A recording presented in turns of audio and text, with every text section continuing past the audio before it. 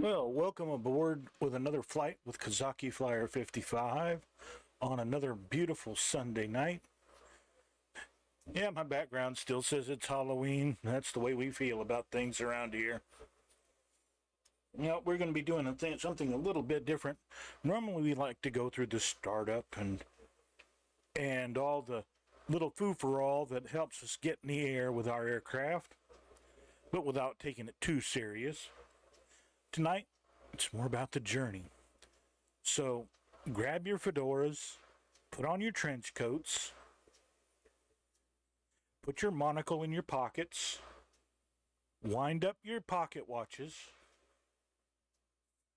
and first of all, welcome to Southampton, England, home of the HMS Victory and one of the largest naval ports in the UK.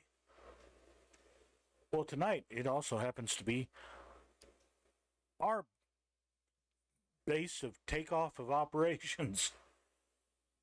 We'll be starting with our engines running. All of our passengers have been boarding for the past hour. Our engineer has turned over and warmed up the engines so that all we should have to do is find a clear stretch of water and take off. Now, that's if we're lucky. We've seen how well my luck has gone the past couple of weeks. Now, we're going to try, if weather permitting, we're going to go for about a cruise altitude of about 3,500 feet. Now, if we can't get that high, we're not going to worry about it. We'll just stay down between 1,500 and 3,000 feet. But the main thing is to be able to look out and look at the scenery and enjoy the ancient ambience of this beautiful aircraft tonight. Because the aircraft tonight is, of course, the Boeing 314. Now, everybody and their brother has been streaming and flying the Airbus A380 this weekend. But, well, that's a bit too much airplane for this old man. So, I'm going back to the old days, and I'll be taking out the good old Boeing here. Now, let's see if we can push the button and maybe some sound will come through and keep us going here. Let's click the fly button and see what happens. Oh boy, here we go.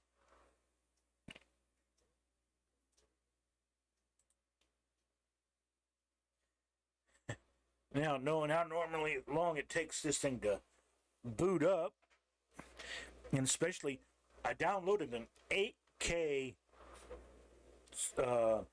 livery for the Boeing, so it might need even a couple of more minutes to load than usual.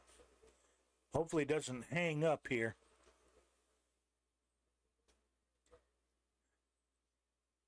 Now, if it doesn't move in the next couple of minutes, it'll have hung up and I'll have to reboot the whole sim. Which is weird because I changed liveries. Hell, I even changed aircraft. Normally it only locks up if I don't change the aircraft.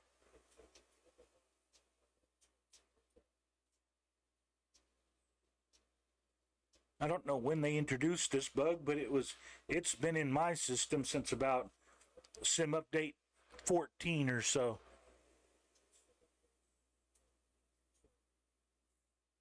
Nope, looks like she's locked solid. Oh, now, of course, we're started. Let's start over from scratch. Thank you.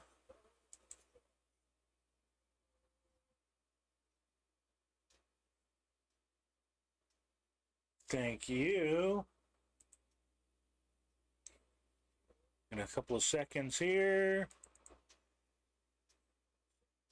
And restart the simulator. And not much else going to happen here until we get this thing restarted. Well, at least I didn't have to worry about my bad flying tonight being the cause of delays. No, just the sim.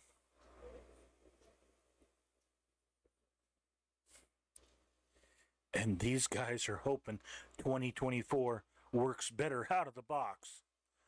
Oi. Unless you're flying a Cessna, I don't know how it's going to. Even with the legacy flight models of all our old aircraft.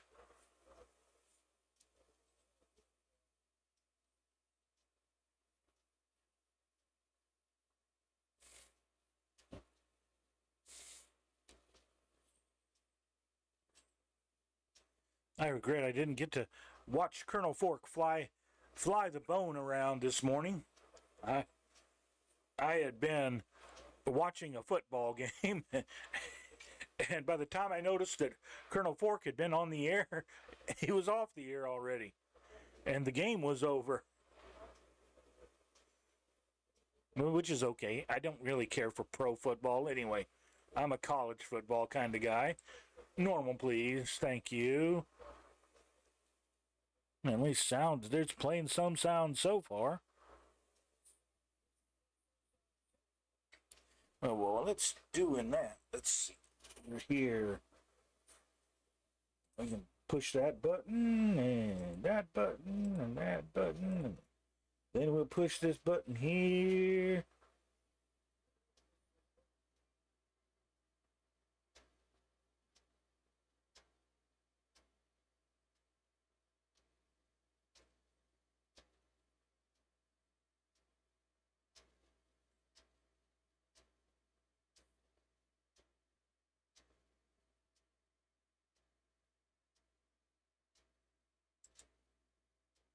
We'll try that.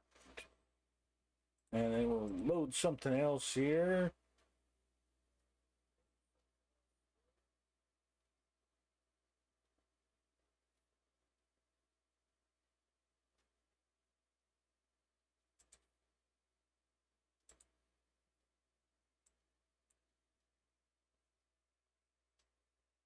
And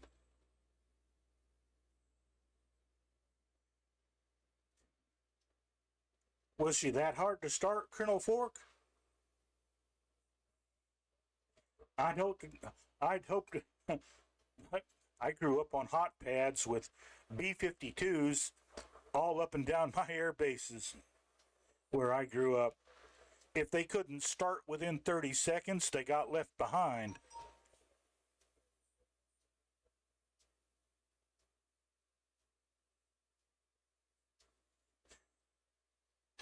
And during red alert scrambles, we didn't even have time to mourn for the dead ducks because everybody was taking off every 30 seconds. Ooh, plane spotting at Nellis, that's always fun. It's amazing how many F-18s show up there. I'm just an older fella. I can remember when the poor old YF-17 lost to the F-16, but the Navy resurrected it. A Tiger Cat showed up? Well, I bet you were impressed. I think that's the only cat I haven't bought yet. And if the maker is kind to me, I might be able to get it here in a few weeks. Or at least before Christmas. I'm still not sure about getting the 2024 yet.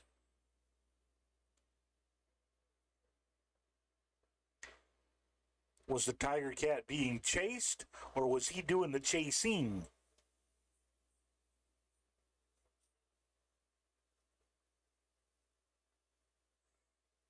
I've noticed that whenever I pop in at Nellis, most folks are a little bit too fast for me to catch.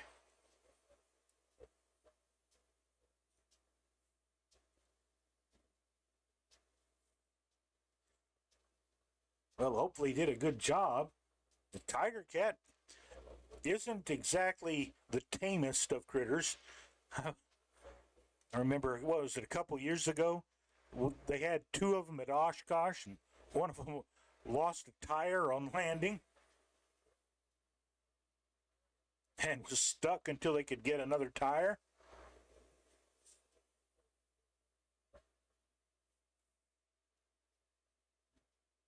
They are impressive firsthand.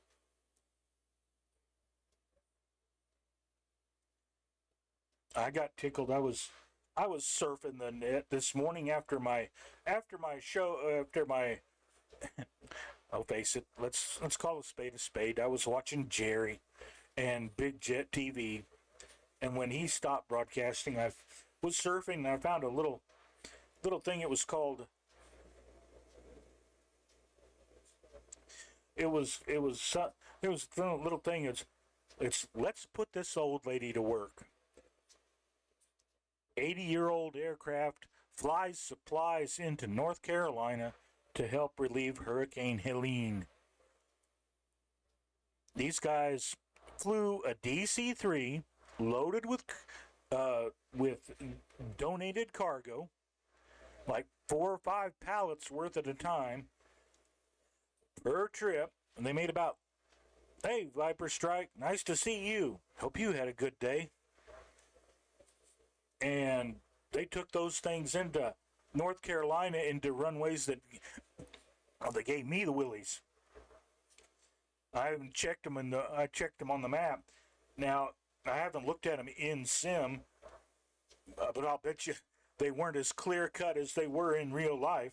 Those things had lots of room around the runway in real life. I bet you in the sim the trees were right up on the damn pavement. Ooh, you went in the Pyrenees in Spain? Beautiful. In a Cub? You brave man. The winds in the Pyrenees are treacherous. I know I went through there in a Corsair a couple of years ago, and I bounced all over the shop.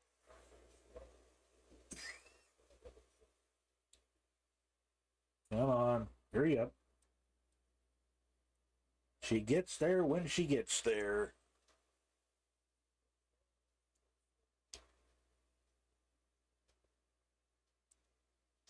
Doesn't matter what your schedule is, she'll run her own.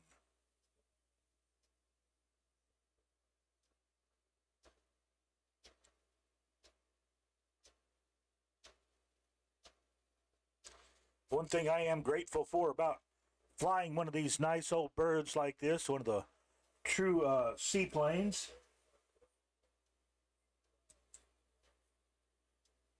Okay, yes, I want that paint. And I want this flight plan. Click, click, click, click, click. Click. Foynes. Southampton to Foynes. Yes, please. Load that. And let's set it for about 10 o'clock in the morning. A little bit past 10, 12 minutes.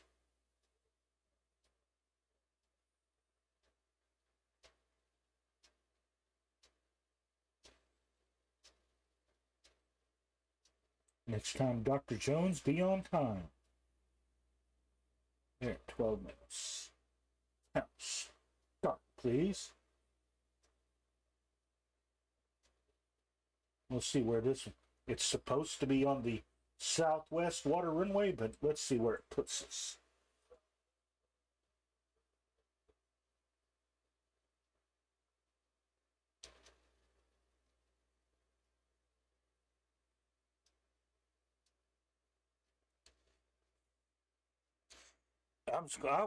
I will tell you this, judging by Colonel Fork's pictures that he's posted and a couple of the reviews I've seen so far, they did a really good job on the old bone. Although, I'll tell you the truth, and politics aside, I prefer the backfire, the TU-22M. I actually love the lines on the backfire better than I do our own B-1B.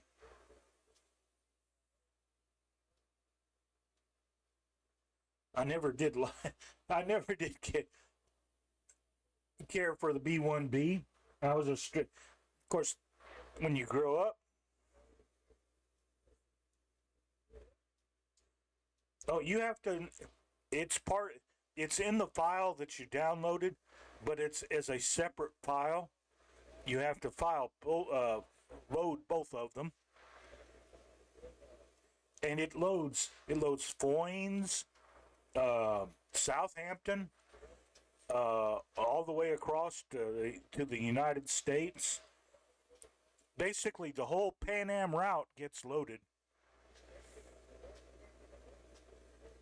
There's San Francisco, Hawaii, Midway, Wake, Guam, the Philippines,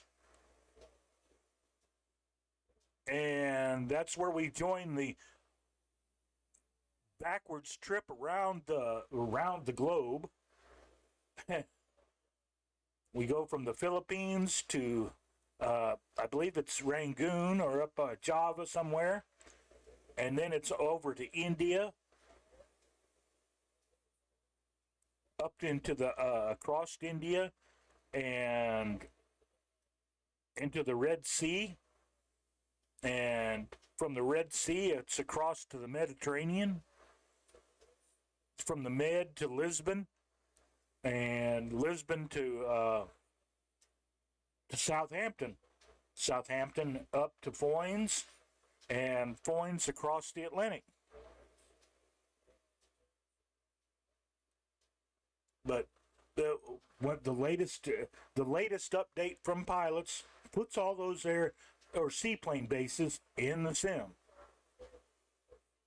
and that's what I'm using tonight. I'm using Southampton, Foynes, and one of the ones I think that this one's native to Flight Simulator. It's EG88 at BurryPort. I think that one is native. Good grief, it's hung up again. I'm getting tired of this.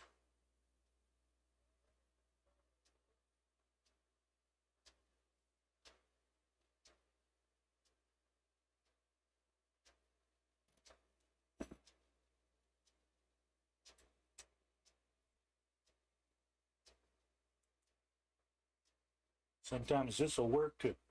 Nope, it is not responding. Sometimes it'll pop it and get it to thinking about things.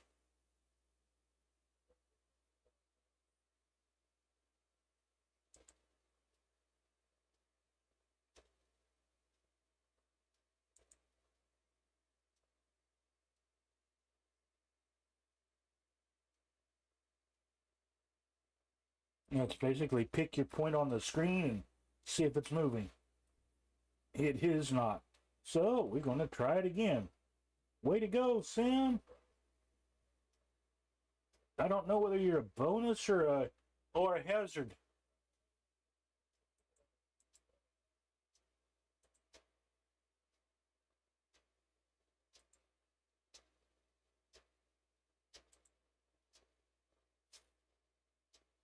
Okay, third time's the charm, folks. If we can't load her up this time, we're just going to pull the plug and go back to bed for the night. Oh boy.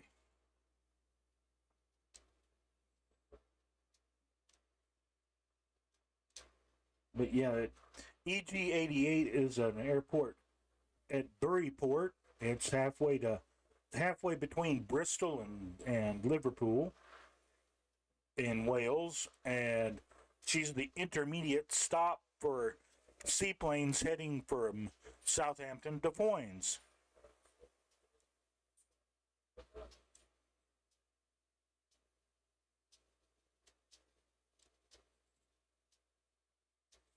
Okay, I need Freddie Freeman to take this at bat for me, because it's bottom of the 10th, 2 strikes, 2 outs. And you can do this.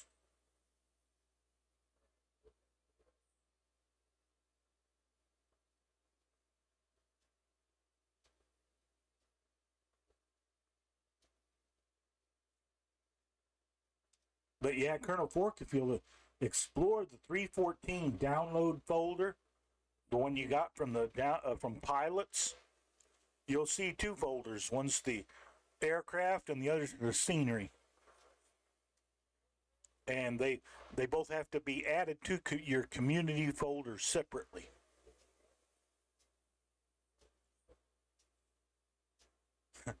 But you can probably load yours faster than I'll be able to load mine. Which is funny because I tested this aircraft earlier and it was fine.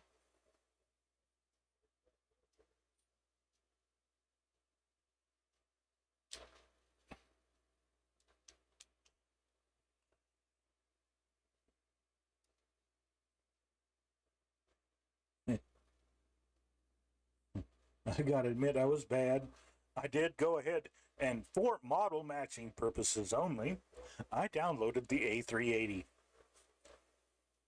and then downloaded a Delta livery for it.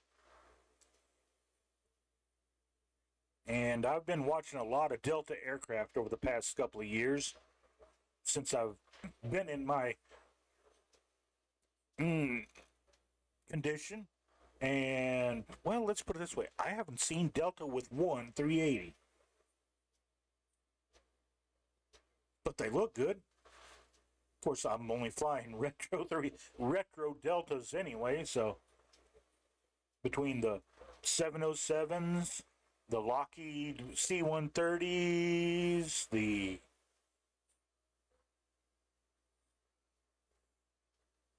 and yet you got to admit, Gibbo did such a good job with that Alpha livery. I just wish it was on more aircraft that I fly. I'm not a big Phoenix or PMDG guy.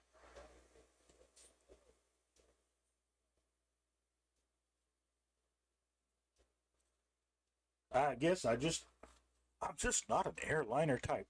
This 314, if I can get it to work, this is about the biggest airliner I'll fly comfortably.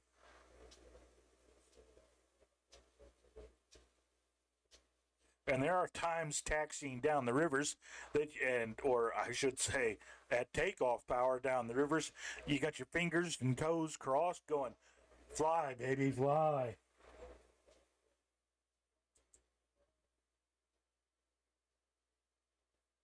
Be pushing on that up trim button saying, come on, come on. Oh, yeah. Get some liveries for your 707. And I'm glad Pan Am comes native, but TWA, I'd recommend Trans Global. I have yet to see anybody do a Trans Global yet, but if they do, I want it. And let's see, who else was big with the 707? Delta, of course. Although I think Delta did more DC-8s.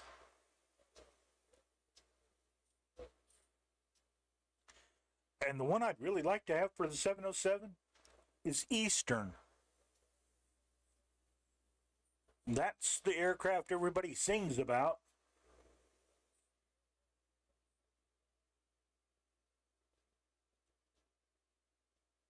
And there she's creeping along there. Creeps and crawls. Here we are, 22 minutes in. We haven't even cranked an engine yet. It's a good thing I wasn't planning on spending time going through startup. We'd be pulling a Murph and still be on the ground an hour after starting the stream.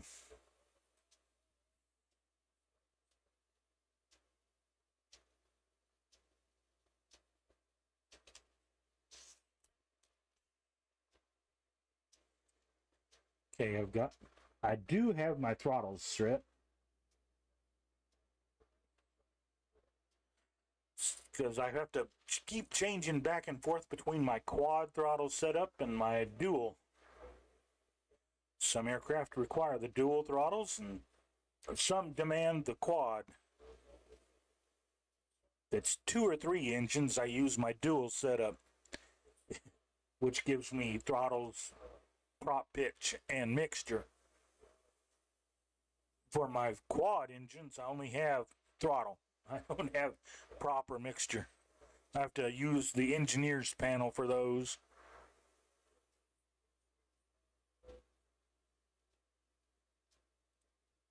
On wakey wakey.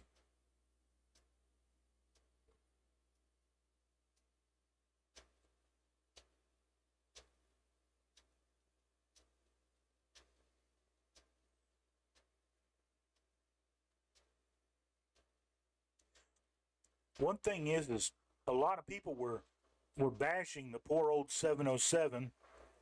I found her remarkably exactly what she was. The panels are good. They're not glass panels. They weren't ever glass panels. The poor 707 was all steam all the time. Matter of fact, most of the 707s were totally analog output too. They literally had cables running from the yoke to the rudder pedals. Okay, now we're going to change livery here to avoid that bug. Livery. Okay, we'll try the Dixie Clipper.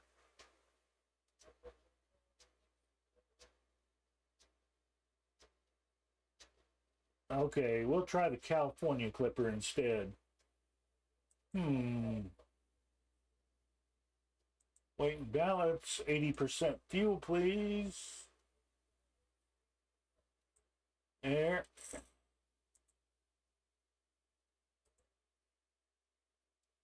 My luck, it doesn't like Southampton.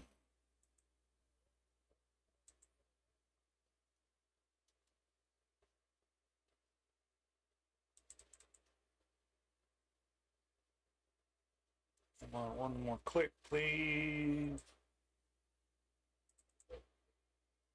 Now I know how Henry felt. Okay, Boeings.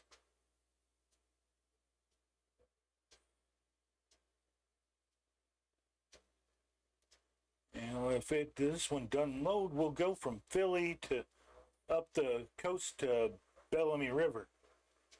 Did that the other day too. That was a really nice flight.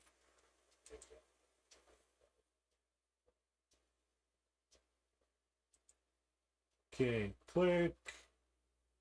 I don't care about the conditions. We'll adjust those if we need to. Just load the thing.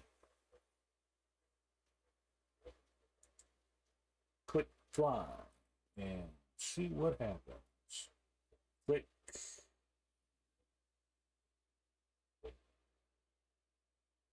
Come on. Keep bumping along there. Bump, bump. Hey, she's gonna load, I think. Yes. Yay!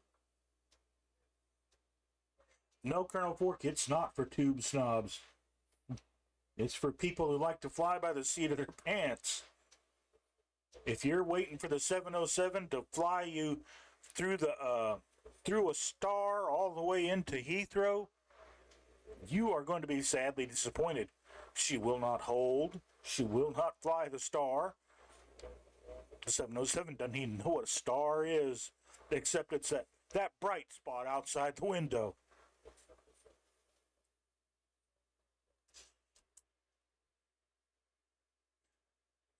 Back when the 707s flew, there were no SIDS or stars. There was just a controller on the ground saying, "Yeah, you're cleared to land. Come on in." Hey, y'all, stay out of the big boy's way.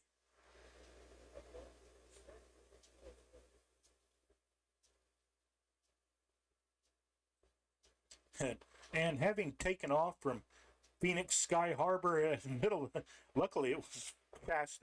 It was after 10 o'clock at night when we flew out. So we were sandwiched in between, I think it was a 727, a CRJ, and a 737. But we had all those three tubes and our little bitty Piper Archer sitting in the middle of those guys.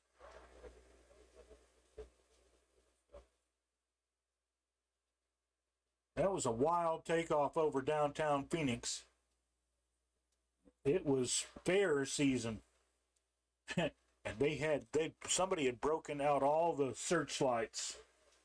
Oh, ready. Click, please. Click, click. Now we will adjust the daylight. Stop blowing with the wind.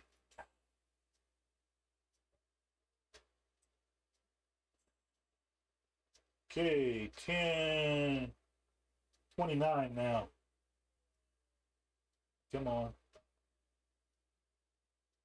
24, 27. Close enough. Come on. I've got one throttle that refuses to go to 0.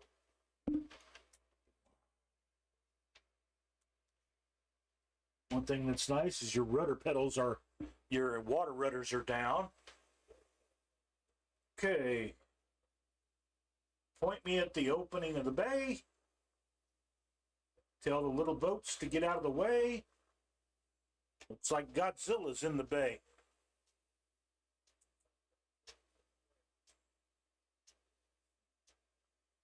Okay, we're taking off towards the north.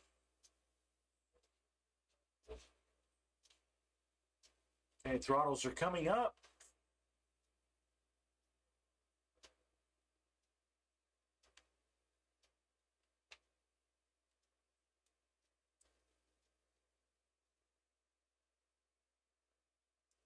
Full power, please. Up trim, 75.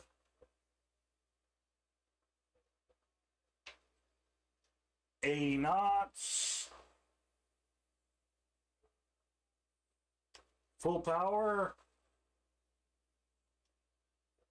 Dodged sailboat.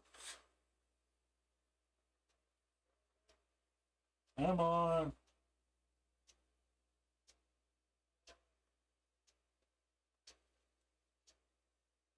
Said dodge the boat. Don't hit the boat. Come on, get over the ramp. There she goes up. A little sticky on the water.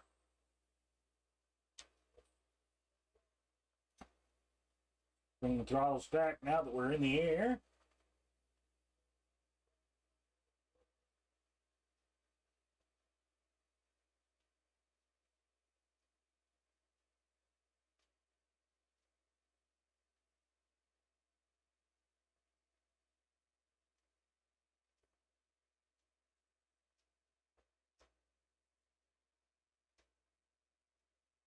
Okay, let's take a look outside at good old Bristol down or Southampton here.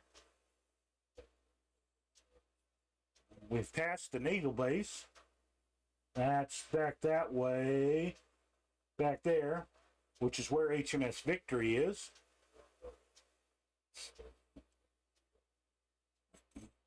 This is what's left of the modern seaplane base. Ooh, a shorty.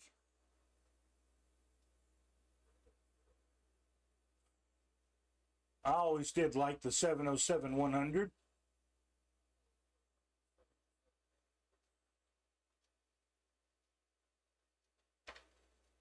Okay. More down trim, please.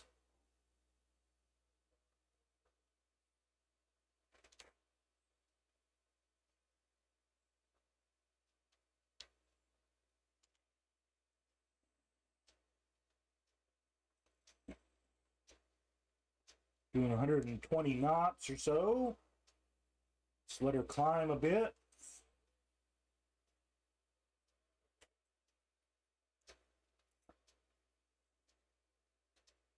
Adjust our barometers.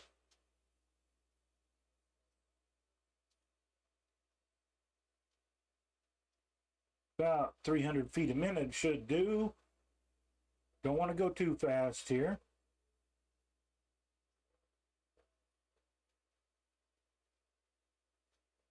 And now we bid Southampton a farewell.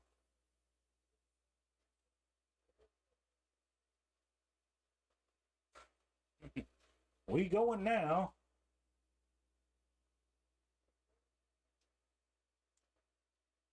Let's see, reach down here and I want to turn.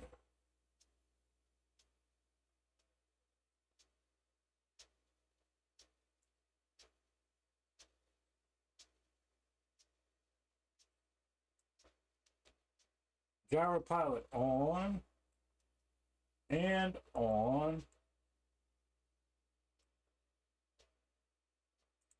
And I'm going to use my handheld to fine tune it. Okay, give me 3,500.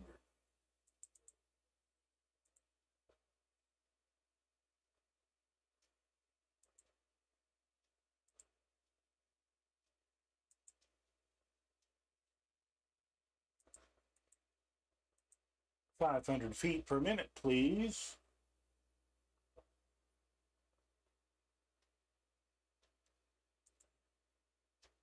Back on the map here.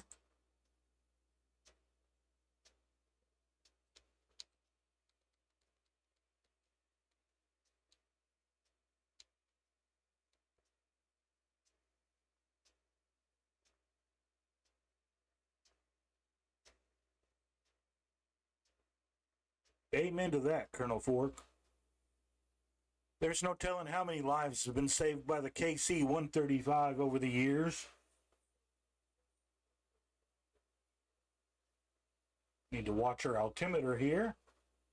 We're at 1,700 feet and climbing at 500 feet per minute.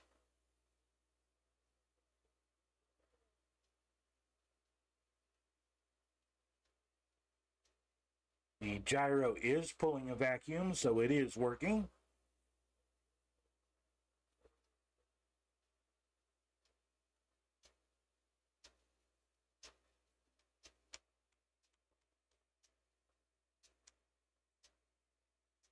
Now it's from here, it's to 109 miles to BurryPort.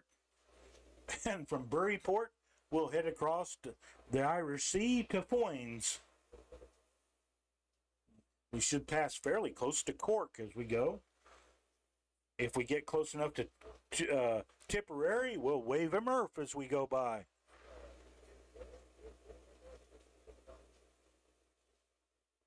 No, though if the cloud stays this thick, he probably wouldn't see us going overhead anyway.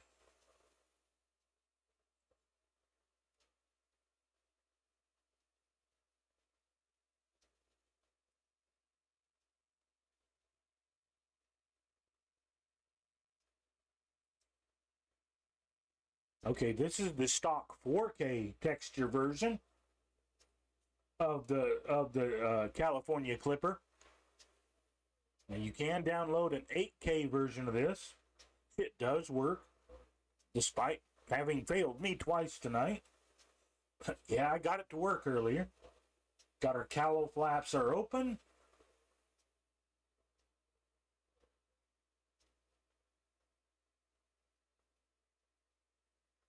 Back in here. See, I need to go to my engineering panel in just a second. Instruments, engineer.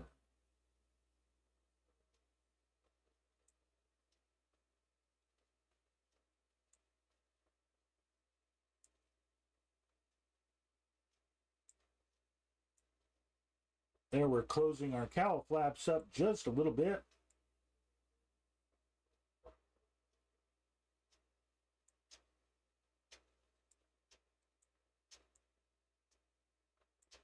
Okay, that should do us.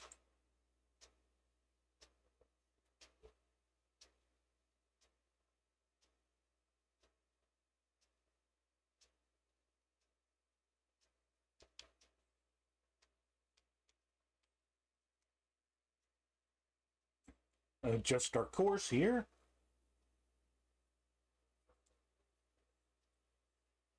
Bring ourselves a little bit left. And our Sperry is turning nicely.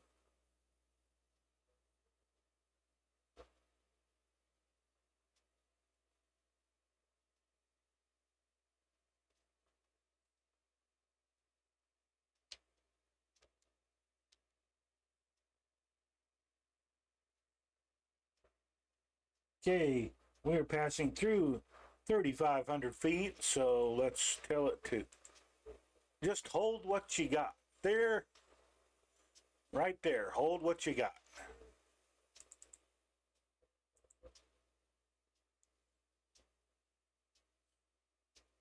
Rate of climb decreasing.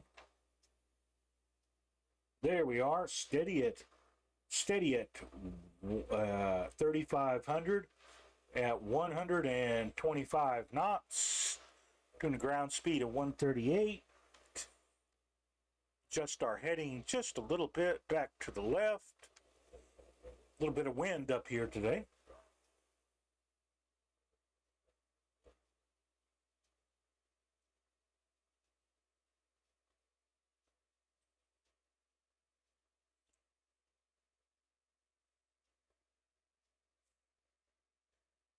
A380 fans or not, you got to admit, this is one of the most graceful aircraft to ever fly.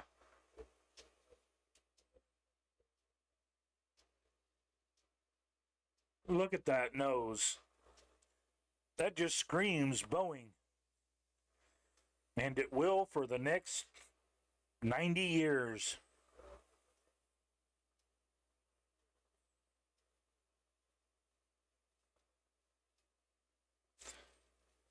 And most aircraft just have a little bubble on the top for the Astro Navigator.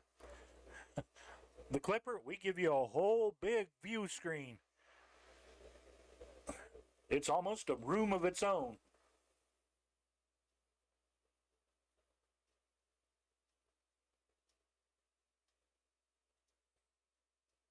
Okay, we've picked up speed. We're out to 160 ground speed.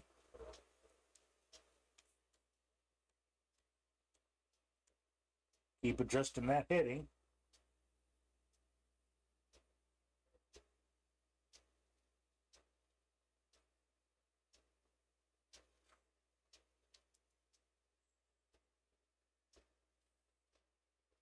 Okay, the next town we'll be passing fairly close to. It's England. We're over the U Pottery area. This is the area that all the paratroopers were stationed during World War II and where they took off from. We're headed vaguely toward Bristol. And from Bristol, we'll head up to BurryPort, which is just past Swansea.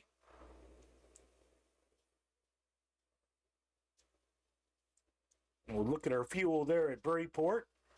And if we've got plenty of fuel left, we may just go ahead and push on to Foynes. It's only another 187 miles after BurryPort.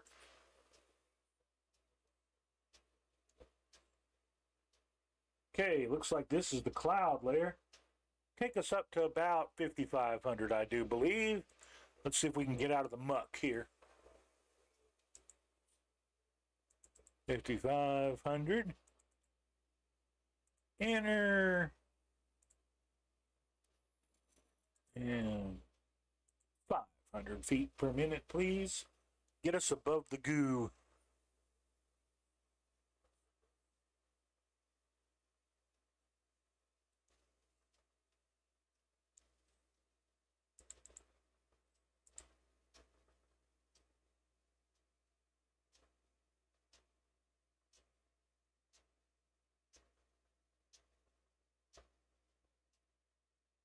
Oh, that's beautiful.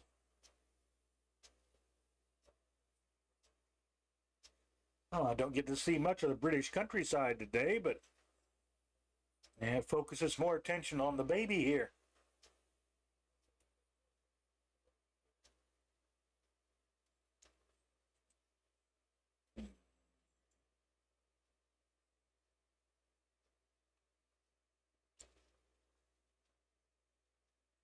And if you've successfully gotten out of Casablanca and then made it from Lisbon to Southampton, well, now Pan Am is going to take you the rest of the way to New York.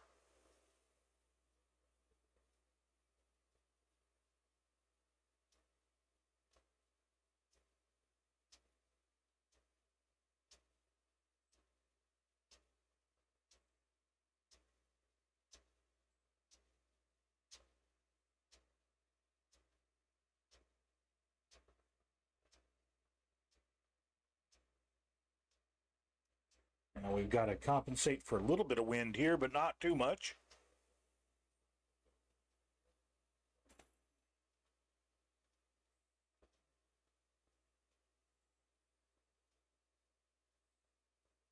We decide on an altitude, our airspeed will pick back up again to about 150 or so, and it'll get us there a little bit quicker.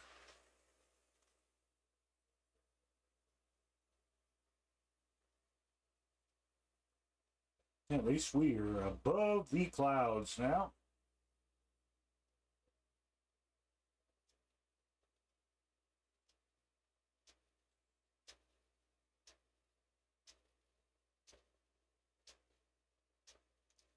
Okay.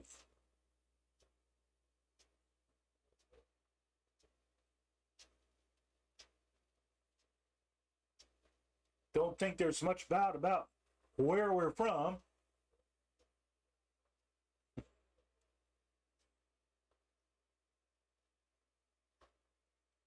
That's the way to advertise.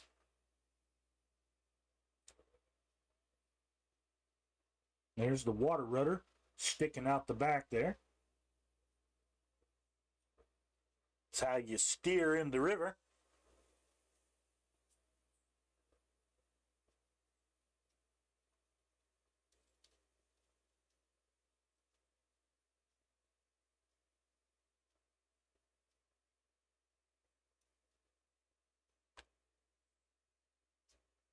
And we start to lose some airspeed here.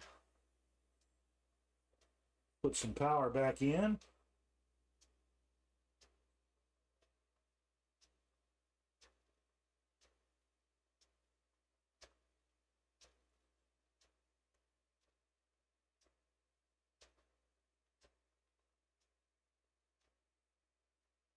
And we're coming up on our cruise altitude of 5,500 feet anyway.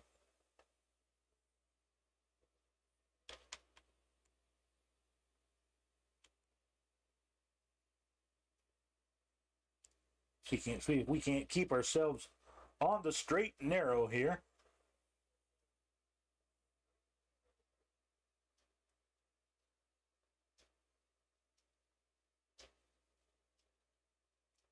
Spirit seems to be doing right.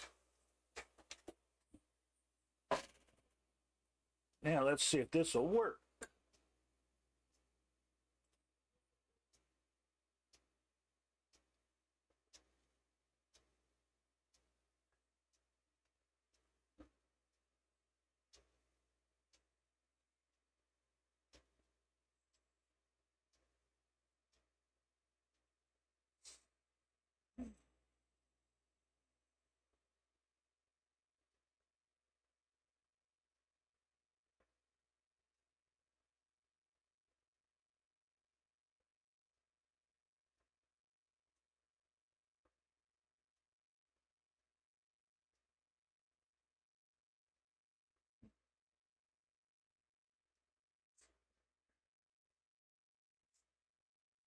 And remember, back in the day, they didn't squeeze you into the compartment like sardines. They gave you your own private room. You had turned down linen service. A steward brought you your food.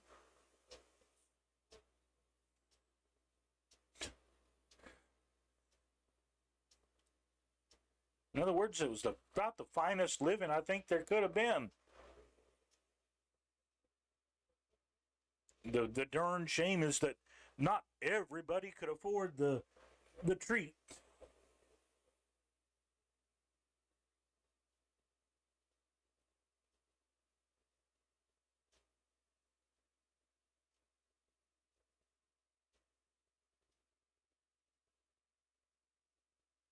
Okay, our airspeed's picked up. We've almost picked up to 180 ground speed. And we're 80 miles out of BurryPort.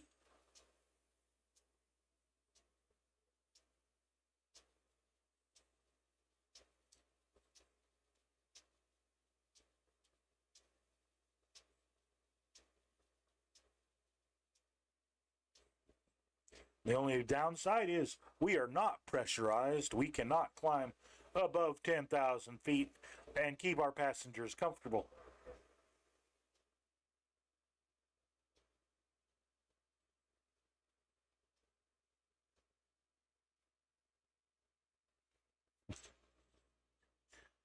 There sure is a lot of A388s in that pile over London.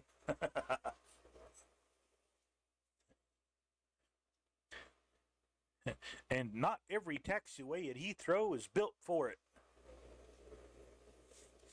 I think they reinforced most of them at LAX, but I'm not sure about that.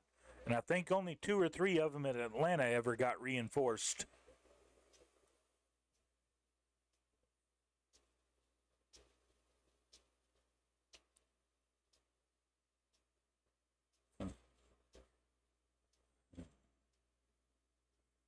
They were worried for months about whether they'd have to shut the airport down to get the construction done in time at LAX when the A380 was released.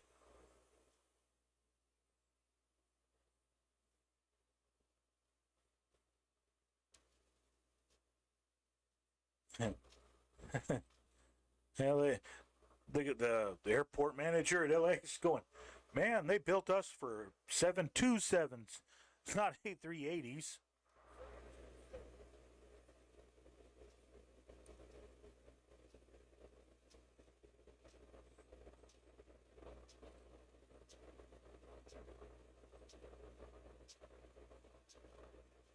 One notch. There, click.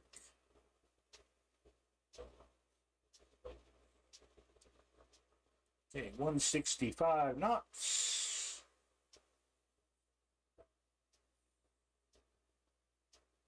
$5,500 feet.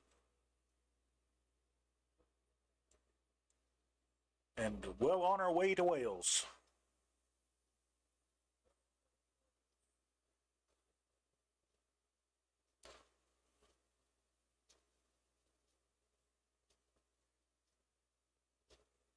Hello, sir, and welcome to our chat, and welcome to our Sunday night flight.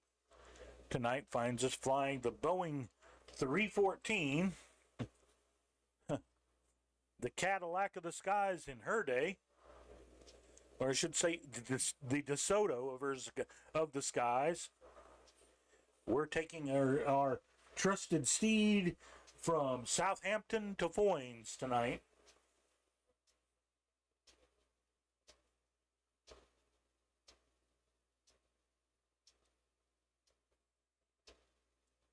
We're at 5,500 feet and cruising at 180 knots.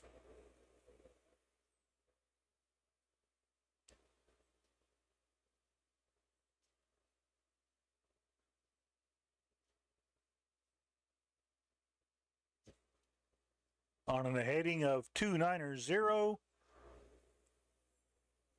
That keeps the wind offset for us.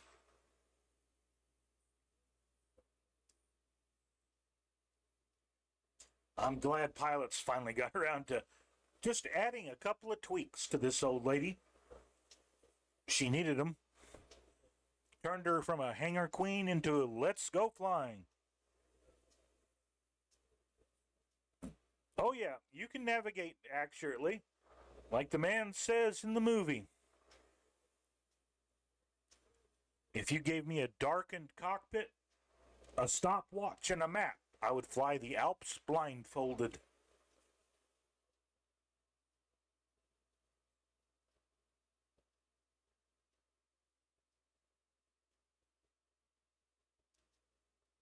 It's a matter of so many seconds and so many minutes at such and such speed and altitude on any given heading, and then turn to the next one. But in this case, they had the stars to guide them. If we turn around in our cockpit here, and if we let's see if we can get there from here. Camera, instrument panel, engineer.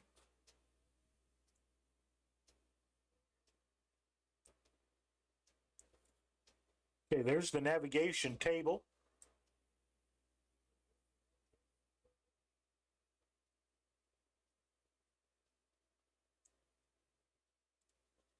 There's got our charts and our compass and the clock. It also has the repeaters for our airspeed, our altimeter, and the outside air temperature.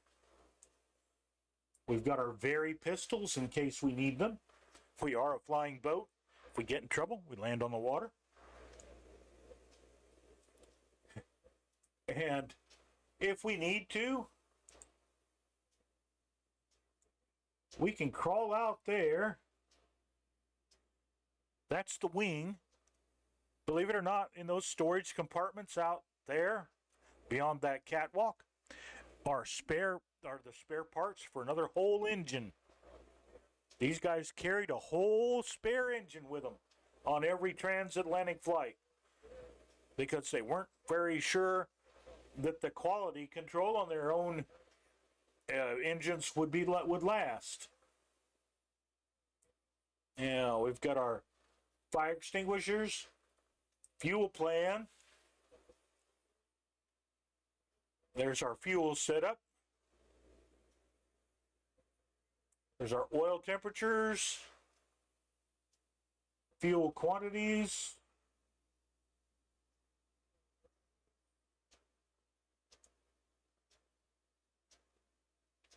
our light switches,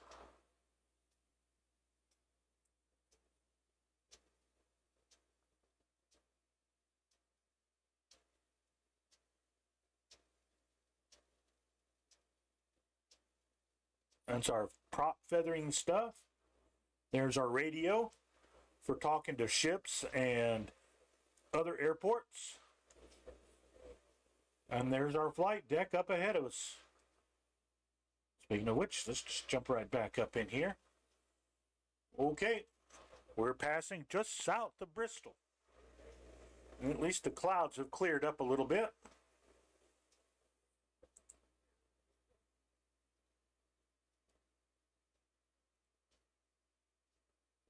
Bristol is right over there.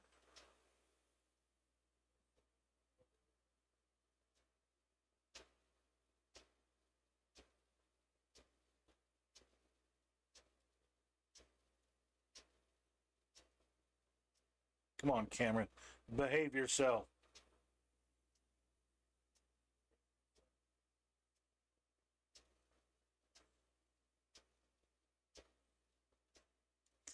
Okay, 54 miles out of BurryPort. We'll stop and check our fuel. We can check our fuel right now. For those of us who need more information than our... Okay, we've got plenty of fuel. We may just skip BurryPort and head on towards Foynes, where you will find the one. None of these aircraft actually survived both their service during the war and the death of the seaplane after the war. But one of the few places in the world you can find a fully scaled mock-up of the Boeing 314 is in Foynes in Ireland, next to Shannon.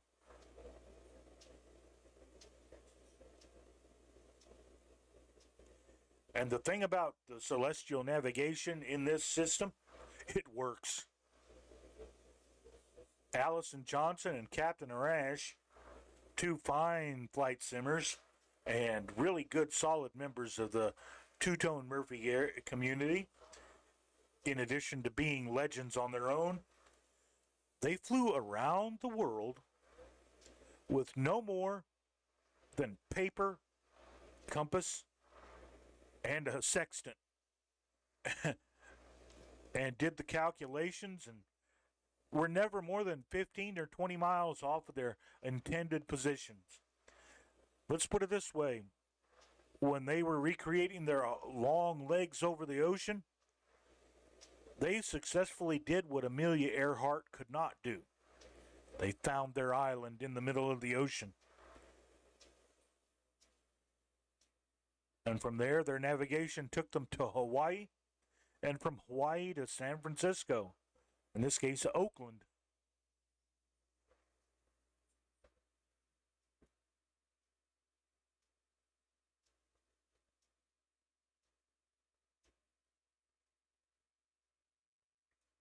Okay, 47 nautical miles out of BurryPort.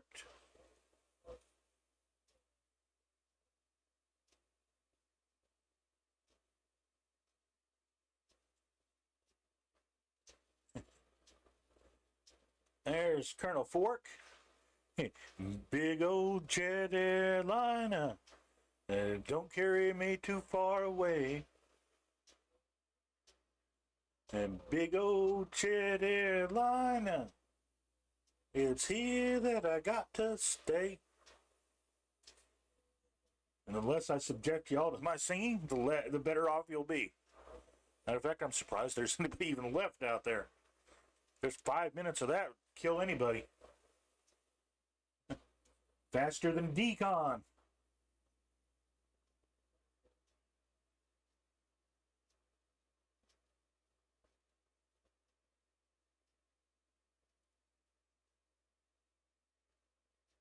But one thing I hope Colonel Fort finds is that the 707 is really as fun to fly by hand as this old aircraft is, and most other Boeing products. They're made to be flown. They're not made to be run by a computer. Yeah, none of them. Not one. I think one of them made it to 1946 or 47, but that was about it. After that, they were all gone. They were replaced by Super Constellations and the DC-6, and then in 1955, the 707, the DC-8, and the age of jet travel had arrived.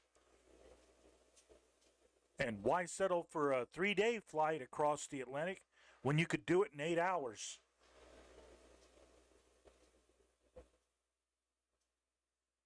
There were only 8 of these aircraft ever made, so it's not surprising that they, well, didn't get the love and care for that they deserved.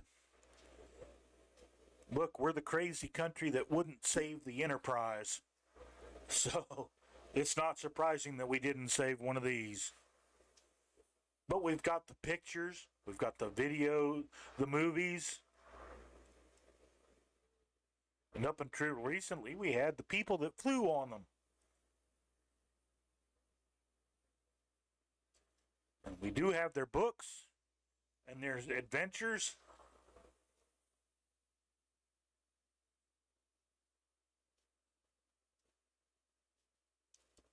I think one of the things I'm looking forward to as a group thing is to retrace the misadventures of the Clipper crew that they got caught between Wake Island and the Philippines on December 7th. And instead of flying through the war zone to towards Wake Island and Guam and Pearl Harbor, New York told them, nope, go the other way. Go east. In this case, go west. And so they set off on the long way home. I think it took them 2 months to get back to New York Harbor. Oh, the problem was it was absolutely excellent at its job. But Boeing was a business at the time. And you got to remember, this was the heady days before the war. They hadn't landed a contract yet for more than 200 B-17s. Their contract for the naval fighter, the Boeing BE-2, had expired. And they weren't building Boeing B-10s anymore. So they were looking to get into the commercial market. And Pan Am commissioned these aircraft They were sold strictly to Pan Am and then leased back to the federal government after the war broke out. But yeah, these are the aircraft that you find referenced in Casablanca and and Indiana Jones. Matter of fact, instead of a short Sunderland, this is the airplane that should have been in the picture when Harrison Ford goes from San Francisco to Nepal. It should have been this aircraft, not the English short Sunderland. I guess to Steven Spielberg, a seaplane was a seaplane was a seaplane. But they're not. Some seaplanes are grander than others.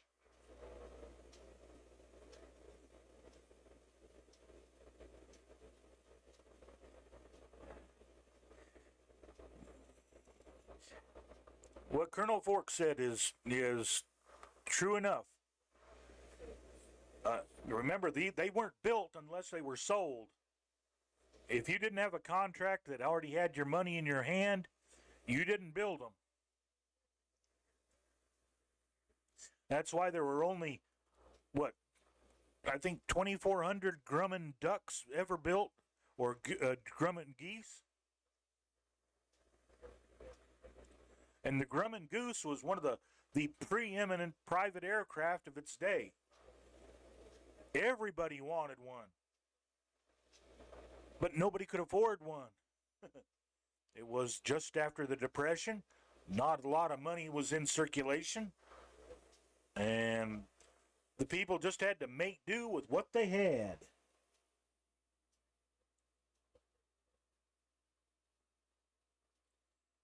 But I would not have wanted to been in the middle of the Atlantic, bouncing up and down on 10-foot swells as they pushed you around, trying to change an engine on this bird. But they had a full crew to do it. It wasn't just a flight engineer. There were 3 or 4 junior engineers that could help him change the motor in case he needed to. And because the airplane floated, they could sit and comfortably wait for a ship to come by and either move the passengers on to the next stop, take the aircraft in tow, or provide enough mechanical aid to fix it. Not only was it a luxury and a well-earned one, it was an adventure. If you wanted luxury and comfort, you took a boat. If you wanted to push the envelope just a little bit, get your old heart racing just a touch, take the airplane.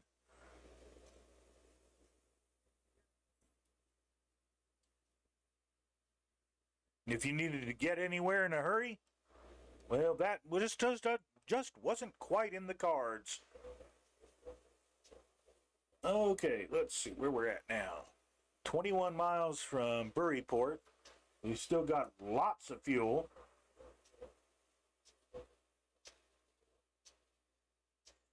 We'll just skip BurryPort and head on to Foynes.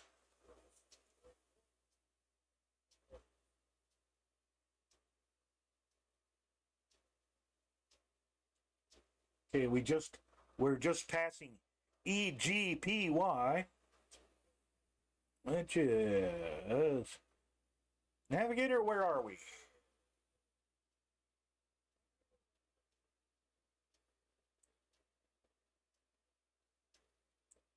Okay, EG88 is Old Park Farm. Okay, Swansea is just off our left, up on our nose. That's Echo Golf Foxtrot Hotel. And it's right out.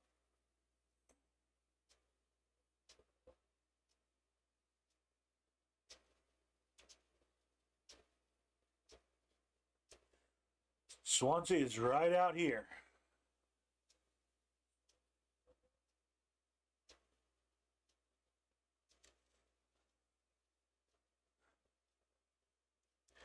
Not only do people in streams have to talk about food, they have to name themselves about food. Salmon platter. Come on, guys. We get hungry enough.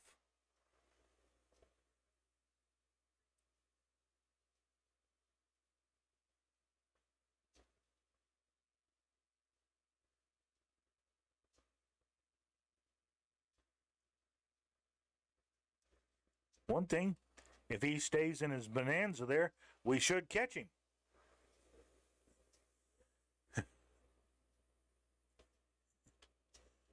Once she's stable and set up, she's a goer. Oh, eat the chicken. Don't get the fish.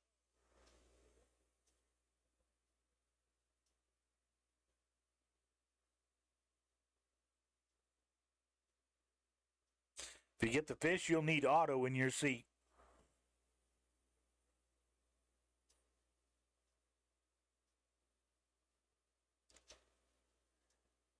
We've seen what happens when Otto gets a leak.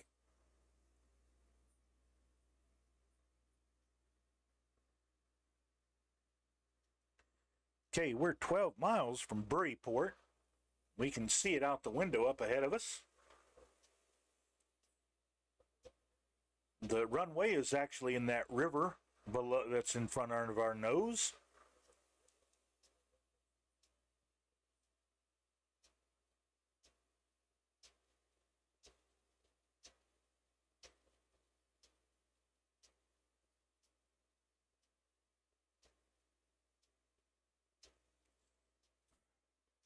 But they understood back in the day, Mr. Boeing understood that these aircraft were ships, and their appointments and accoutrements were laid out like ships. The flight deck was very comfortable and carpeted. Of course, I would have wanted carpeting too.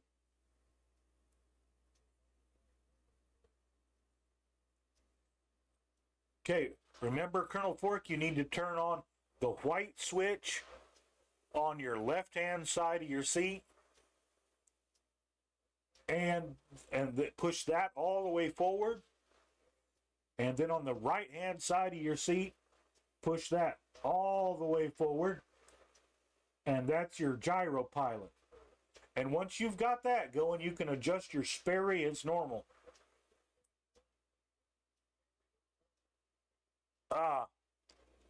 Well, she doesn't have a Sperry, so you just gotta fake it with the panel thing.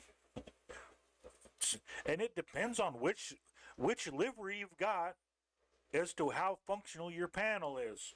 I found the Pan Am works pretty good. And the main thing about the 707 heading indicator is don't use the 750. Use the controls that are in your console. They'll actually work. That means you have to adjust the heading by twisting the switch back and forth, like you do in the C-130. But once you've got her on course and on speed, she'll stay there.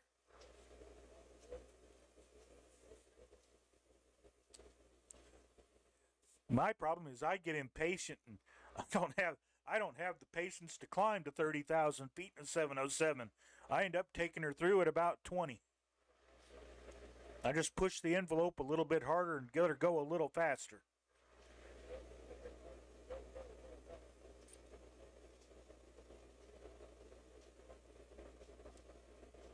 And if you make too much of a correction, yeah, she will turn it off. She'll turn her own autopilot off. Remember, your altitude hold is a switch on the right-hand side of your column, your center column. It's got two rabbit ears protecting it.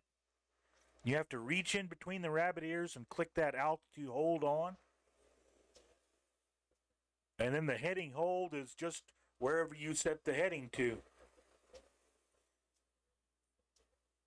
It doesn't like more than a 30 or 40 degree heading adjustment at a time. So get used to babysitting the 707. She needs it.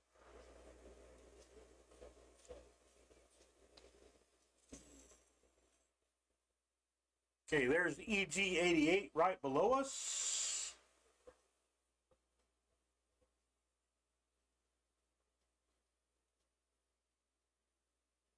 Okay.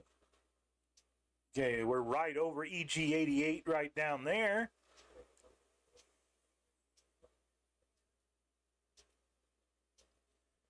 Let's get our way, adjust our heading to get us on course to Foynes.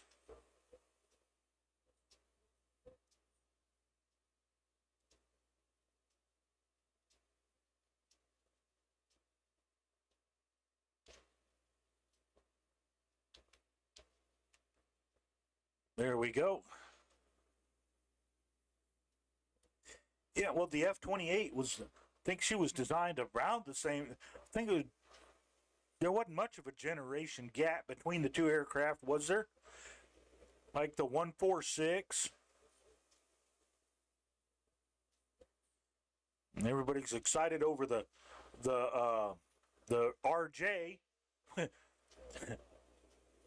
I'm sitting there scratching my head looking at the RJ going, but it's a BAE 146. What's the difference? A 146 is a 146.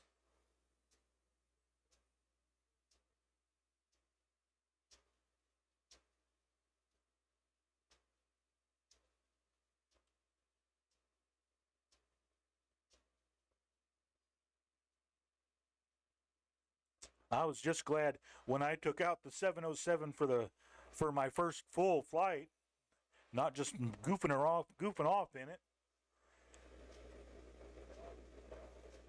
No, I haven't barrel rolled it successfully yet. I haven't done that over Boeing Field yet.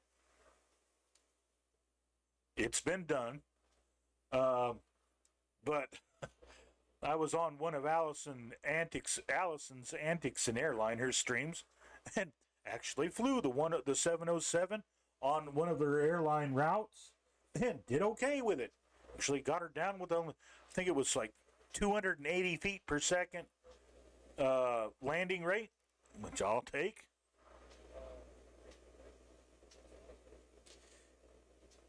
Yeah, that. I thought so. I didn't think the F-28 was too much younger.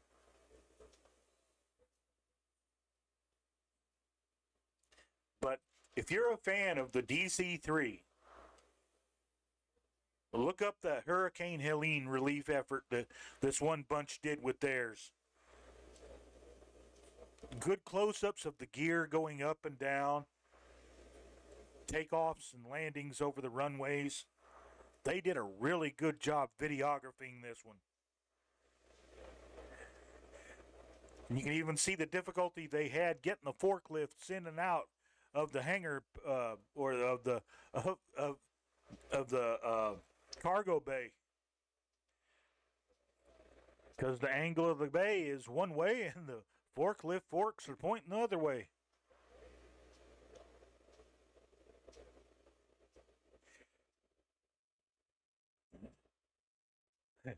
Well, it's like the meme I posted a long time back. On the day they retire the last 747-8, when the crew turns in their wings and hangs up their spurs for the last time, a DC-3 is going to be sitting there on the tarmac waiting to carry them back home.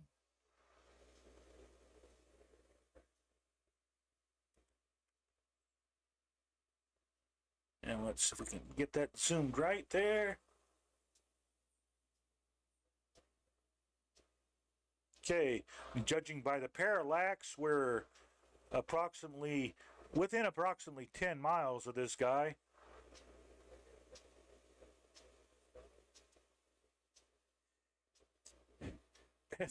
There's no reason.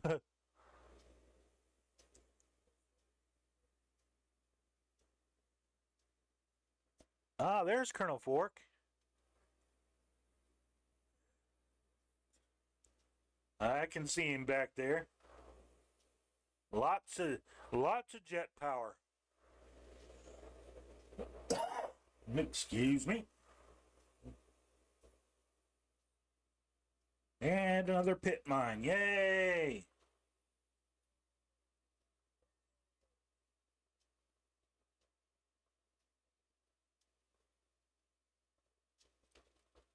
You'd almost think we were over in North Carolina or West Virginia.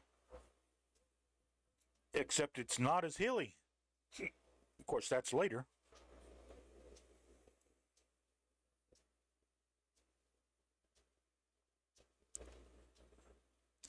The one thing that's nice about landing at Foynes is it's a big wide. The River Shannon's a big wide river. Not a lot of boat traffic on it. And we don't have to fly any complicated routes into on the Star for Shannon. Now there's an old air base. She hadn't been tended to in a while.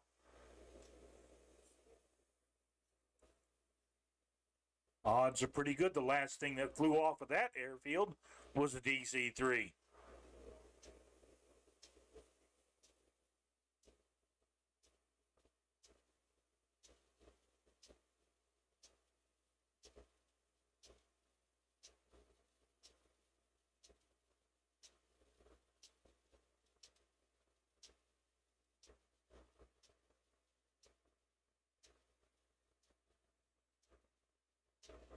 The only thing I guess I'm kind of disappointed about the 707 that they gave us, she ain't dirty enough. The KC-135 that was out as freeware, now that was dirty enough. That black smoke trail lingered for miles.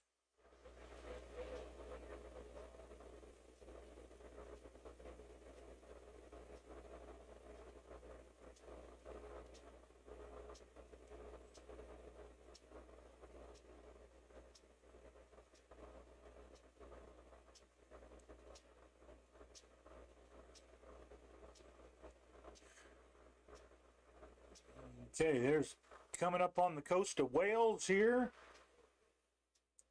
Let's see, where are we at? Okay, Haverford West. Echo Golf Foxtrot Echo. The Mock Loop is north of us.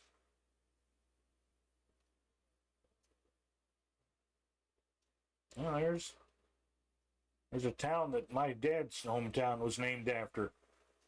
Milford.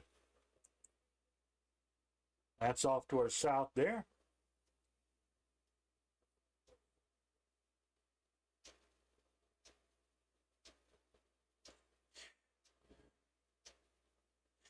The reason for flying this route tonight is just because this is what they did.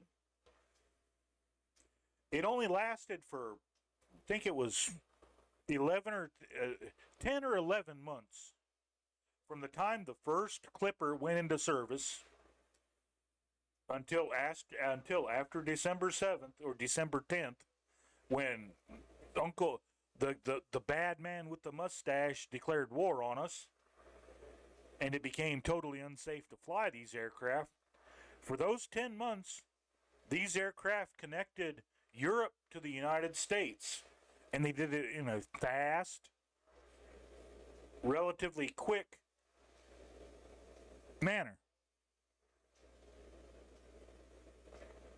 Foynes was the stepping off place from Europe.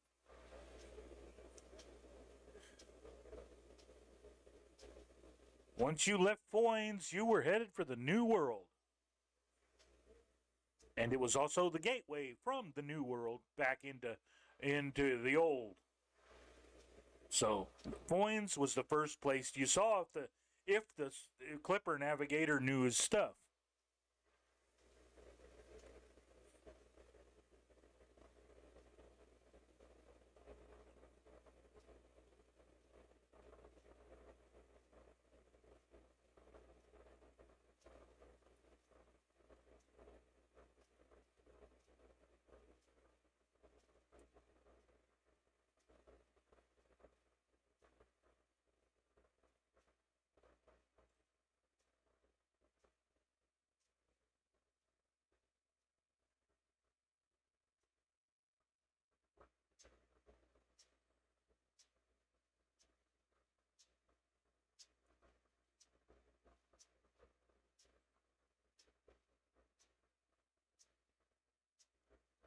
There's Colonel Fork.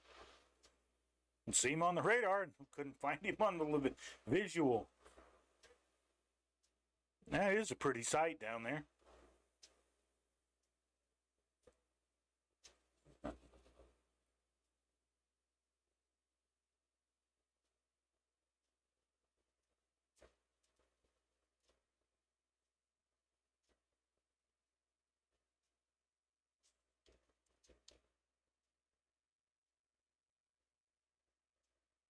All right, we cruising across the sea, the Irish Sea.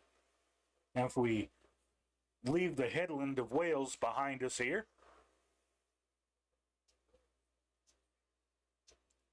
this is not an aircraft to fly the Mach loop in. We'll leave that for the more nimble folks. And here come the clouds rolling back in. It's Ireland, after all. Wouldn't be complete without a bunch of clouds. As long as there's some visibility underneath. Let's see, what's the local conditions at Foynes?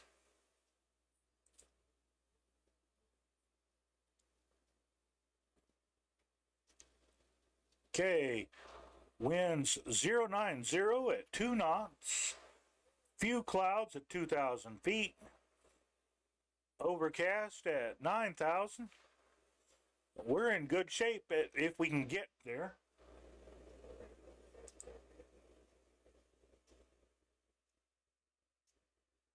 From Foynes, generally Reykjavik, Iceland. And it depends on the company route at the time. Somewhere I've got a folder saved with all the Pan Am routes on it. Matter of fact, they sold tickets to every stop on the route. You could buy the whole route, the whole kit and caboodle. You could fly from New York to London if you wanted to. They also had the single stops. You could go to New York to Reykjavik or to Foynes. Let's see if we can look on the map here. See, Foynes.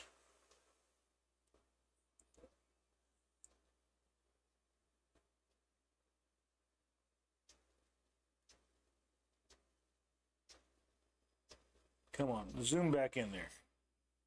Okay, it's not Foynes, it's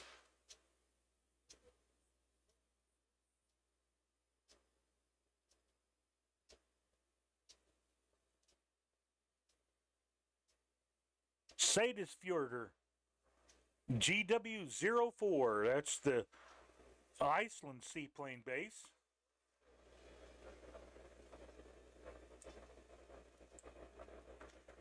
Which is on the far side of the island from Reykjavik.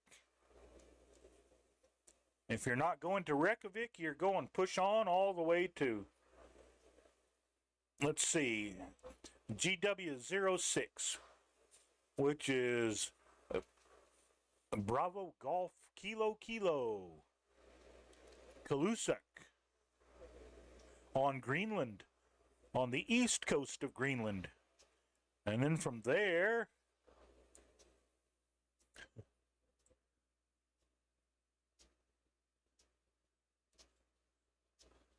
there's a seaplane base at the GW08 Cartwright on the north coast of Canada.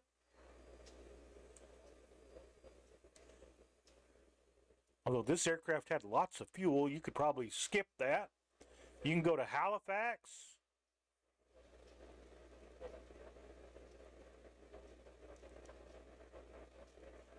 Trepassey Harbor in Newfoundland. All kinds of places in Canada. Yeah, Halifax is a good spot. And then you can go to, you could land at LaGuardia Airport if you wanted to. They have a water runway there at LaGuardia.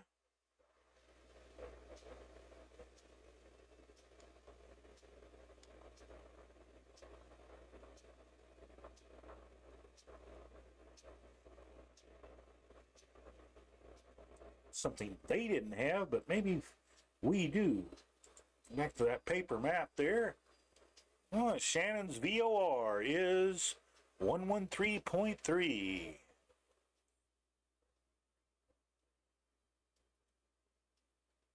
$195 miles. Let's see. 113.3. Enter. The Shannon VOR.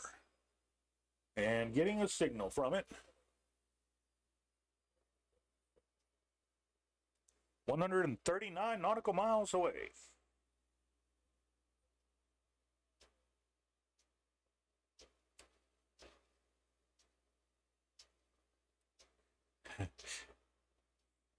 And after these guys returned to the U.S. from Foynes, they'd go through a maintenance period of about probably 2 to 5 days, and they'd start the whole trip all over again, and leave New York and head for points east.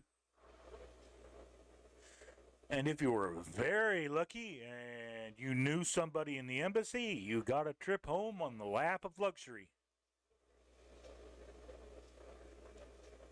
If you're expecting Jack from the Titanic on a clipper ship, or on a clipper aircraft, you're going to be disappointed. No Jacks on this airplane. Jack, I hate to say it, but you're going to learn to fly if you try to get aboard this aircraft without the right ticket.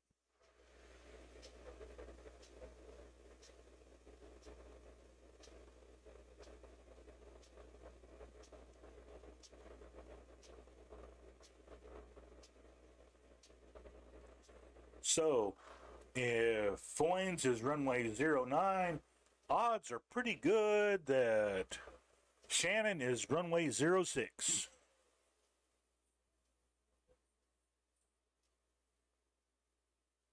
Let's just hope the winds aren't above 5 or 6 knots they're telling us now. I've seen the windsock at Shannon standing straight out, so it was not exactly 5 knots. Believe it or not, it actually made getting into the air a little bit easier there. Not someplace I'd want to take my storch, though, unless I wanted to go backwards.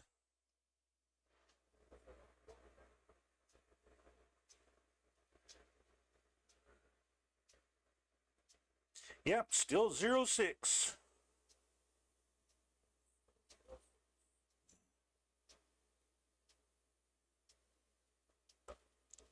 That ain't a bad METAR at all.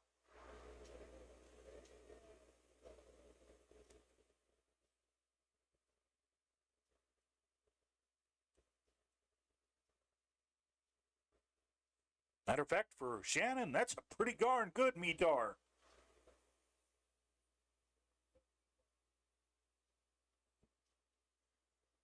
Not too many go-arounds there, but hey, them's the chances you take as a plane spotter. Not every day can be go-around turf. Oh, it is still exciting to watch a guy come down, touch his wheels, pull them all up, and go around.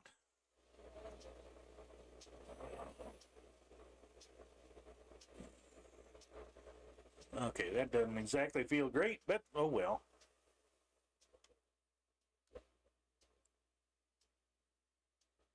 That's part of being a diabetic.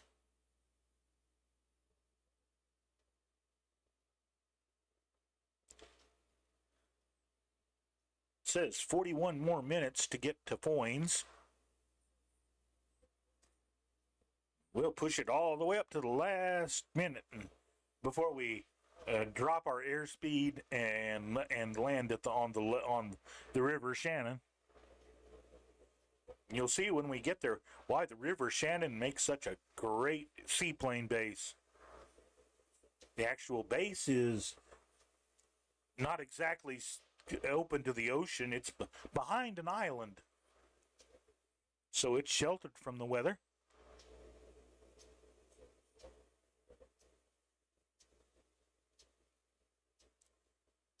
And Murph has been one of the lucky ones. I think he said that he's actually been to the museum there at Shannon.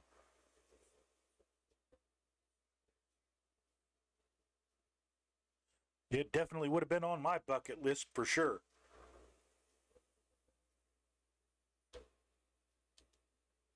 Keep an eye on that course. Otherwise, we're aiming for Foynes and we'll end up in Belfast.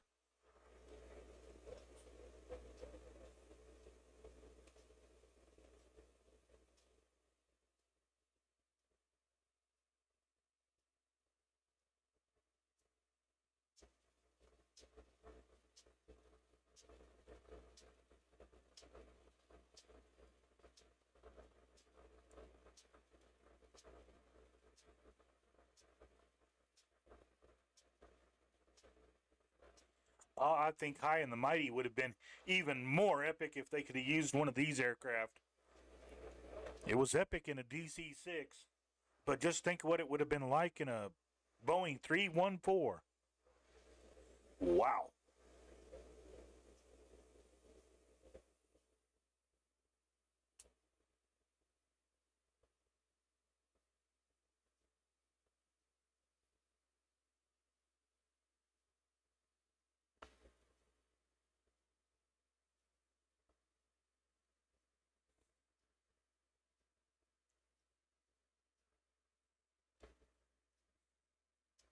It's not till you see the people up close to this thing that you realize just how big she really is.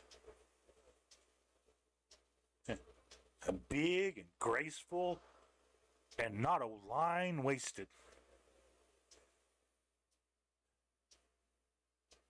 Aircraft were a work of art as much as they were a functional thing.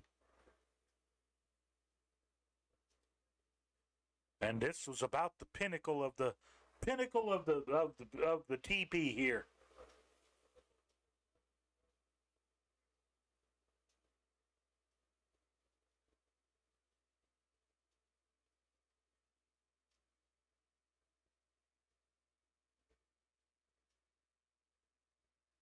Oh, there's the coast of Ireland. How close to Cork are we going to come?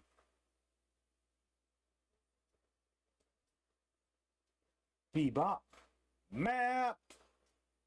That's darn close to Cork, actually. We'll be flying right over the University Hospital at Waterford.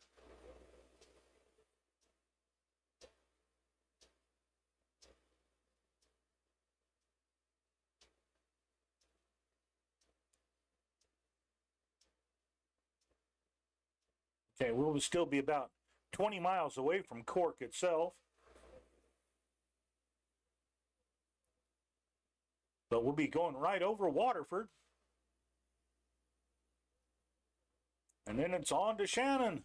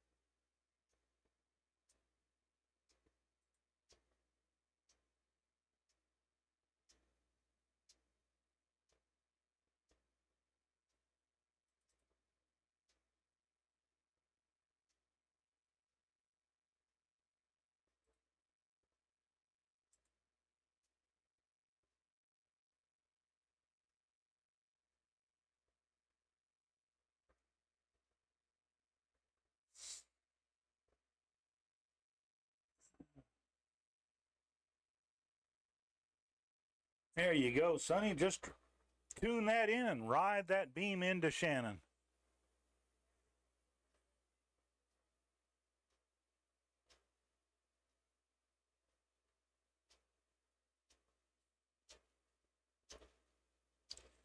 And probably not as welcome a hearing as HNL was after 1,600 miles of empty nothing.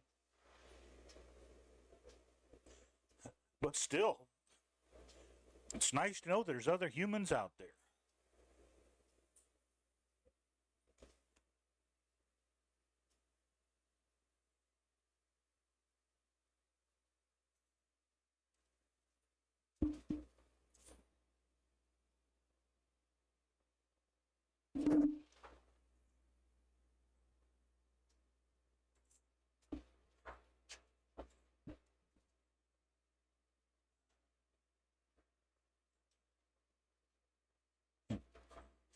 It's like, no, we're not going to break into taking the autopilot off and going hedge hopping in a Boeing.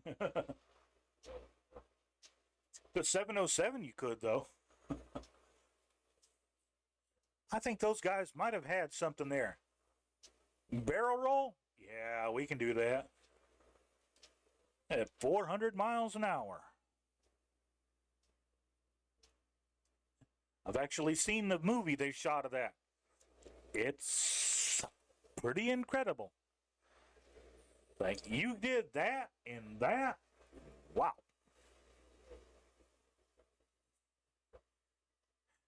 And the guy didn't even ask permission. He just did it. He was having way too much fun at the time.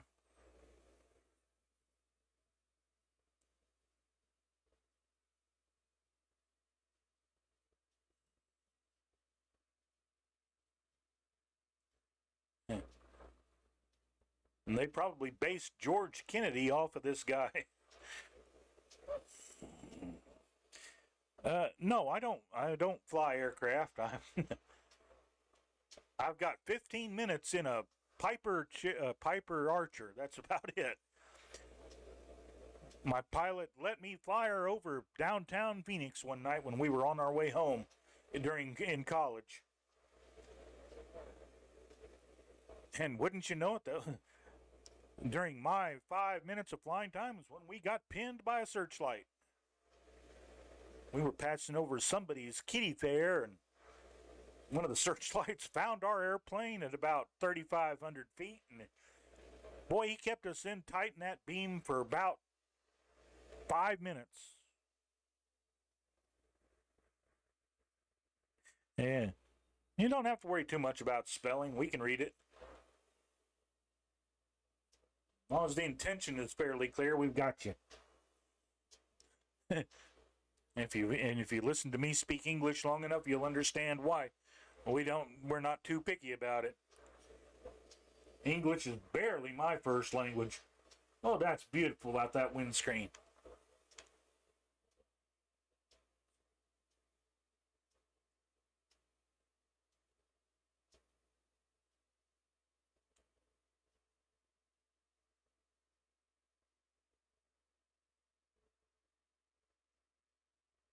Okay, we're coming up on Westlake, or where is this?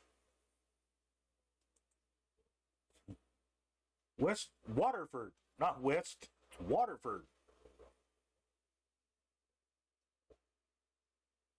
It's 20 miles out. Last METAR here is 5 hours old. So don't trust that. And the METAR is METR. That stands for it's the local published notice for pilots put out by the local weather service to notify the pilots of what the weather conditions are in their local area. And it's in a standardized form that Colonel Fork has put up for us that tells us where we're at, what time it was taken, the winds, the direction, any kind of overhead ceiling, any precipitation, and how long how many miles you can see. It also gives you the local barometric pressure. And that's what the 1024 after the letter Q means. That's the barometric pressure for this area. And that's the QNH 1024.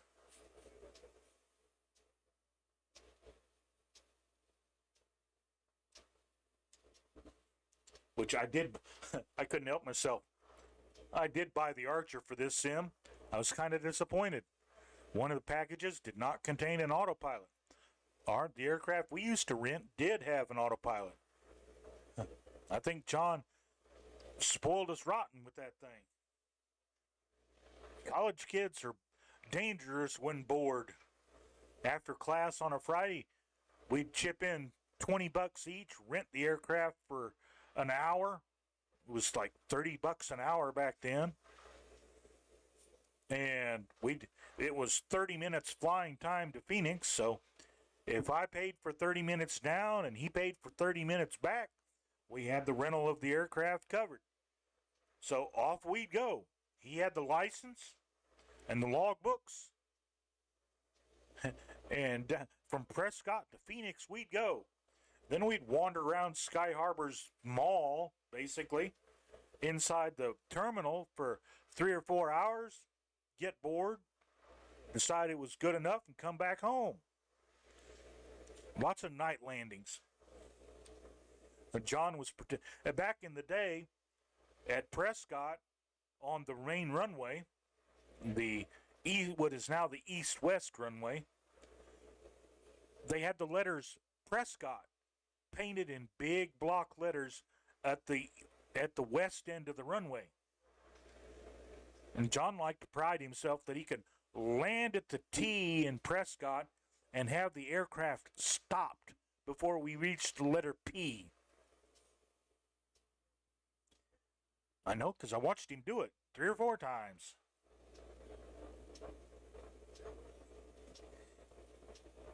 I loved going to Phoenix. One of the prettiest sights I ever saw in real life was looking out the window of that Piper Archer, looking east. The moon was rising out of the clouds. We had overcast skies. We were just above the cloud layer, so you had wisps of cloud coming up past the aircraft. The moon was rising right out of the pinkish clouds as the sun set in the west. And that was one of the prettiest sights I've ever seen. Not even my wife was prettier. And that took something.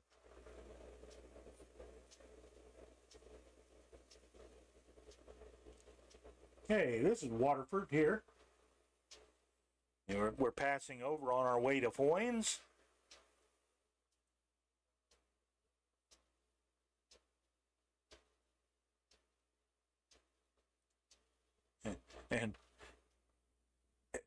And just to show that they give it and they take it away, that was the night we got fogged out of Prescott.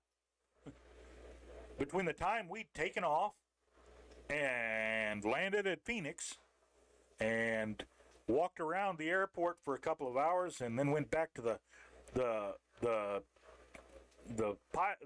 pilot's operations center for a briefing, for weather briefing, Prescott had been closed due to fog. So we dug deep in our pockets and rented a night's room and bunked together and flew back home in the morning. Luckily, that was on a Sunday morning, and we didn't miss any classes at school. Ooh, there's pretty.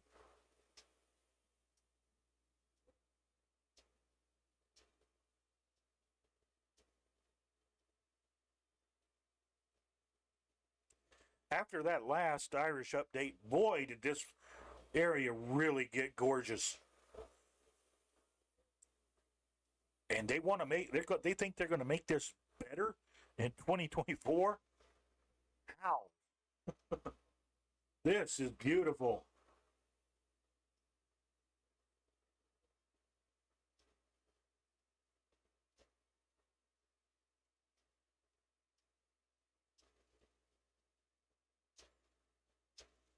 Ah.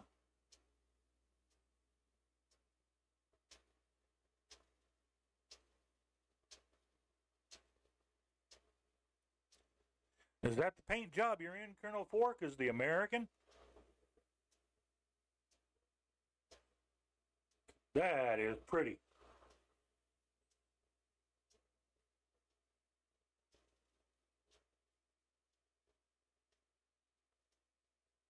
But then I've always thought that the old classic American Airlines paint job was better, better anyway. It's like the old Delta.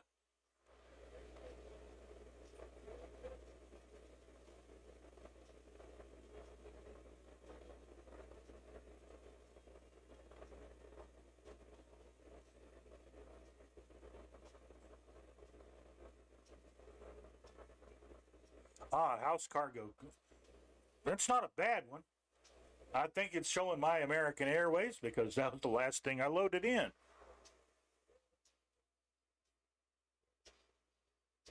That's classic, man.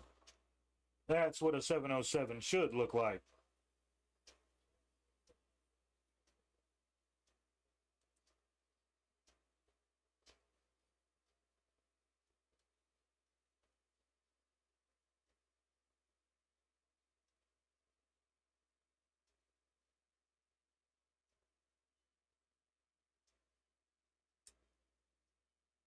And down.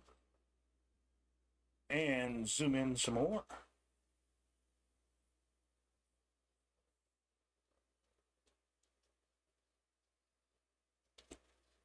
Don't let your feet get wet. That's what we pride our stewards on, is taking care of our passengers and making sure they don't get wet, despite us being a seaplane.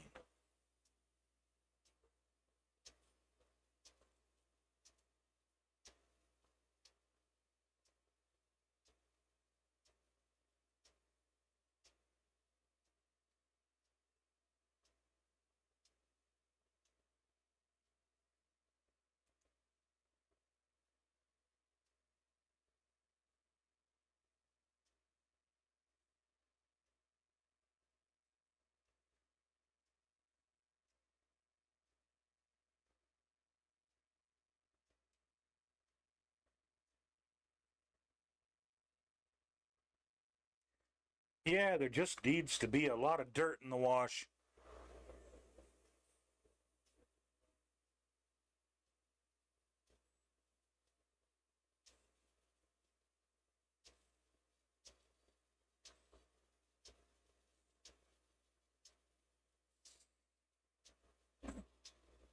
Looks like a series of dry docks down there.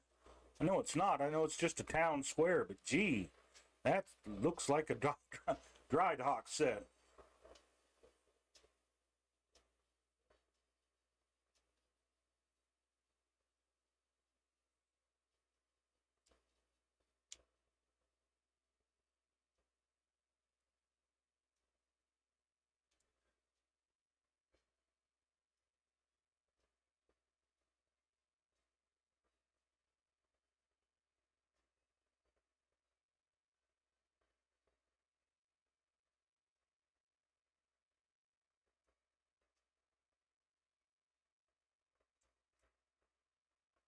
My camera controls were so much easier on the old X52.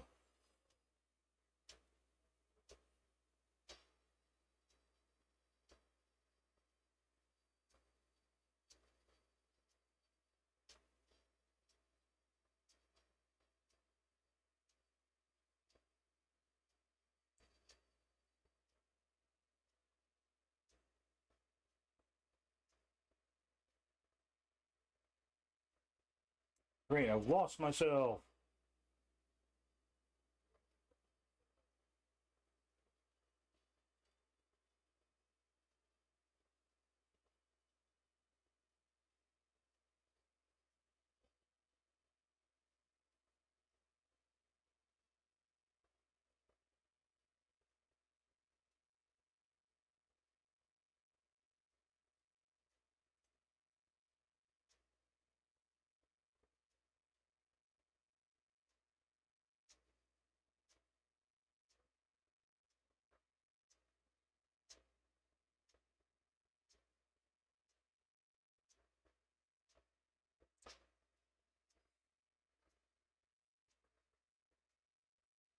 I spend most of my time in this sim exploring the planet. I'm a bit quirky. I tend to do it in a warbird, but I find it's the easiest and most fun way to see everything up close. I'm just not a high altitude person.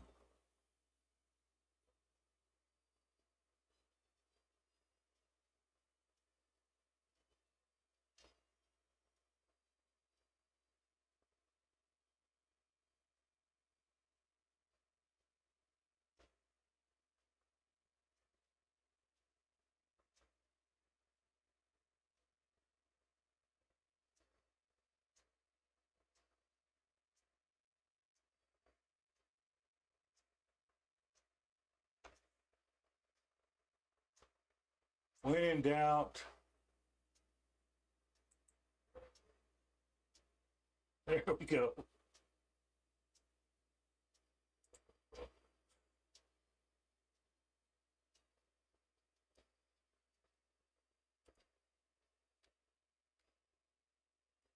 We are 58 nautical miles out of Shannon.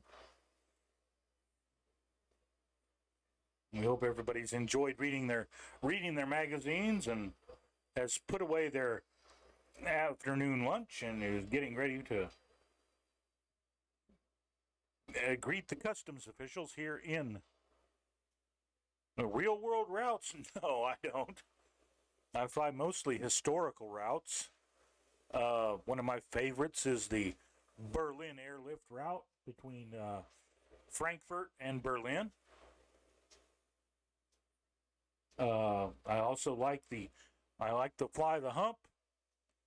It's taking the C-46 Commando and flying from India, what is now Pakistan, and flying over the southern Himalayas, over Burma, and into Kunming, China.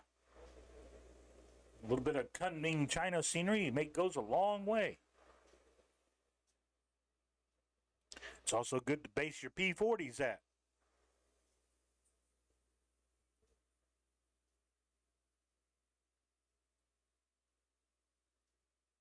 As far as SIDS and stars and the autopilot, the high and low altitude airways, I'm pretty much not a follower of those.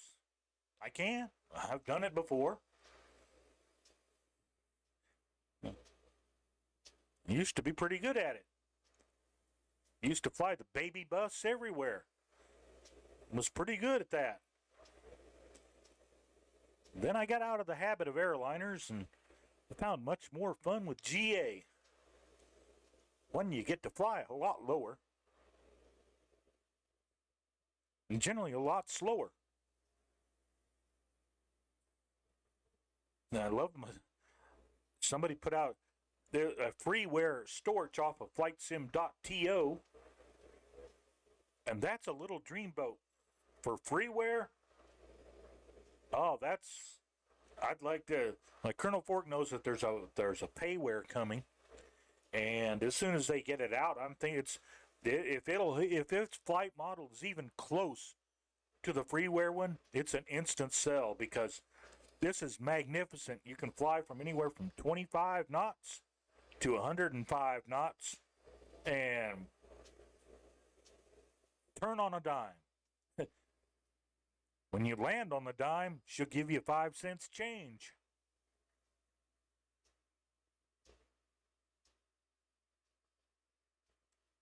Okay, there's 50 nautical miles out.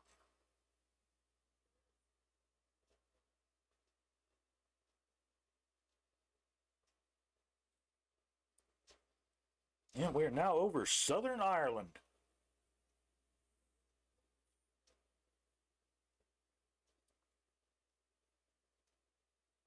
Such beautiful country here.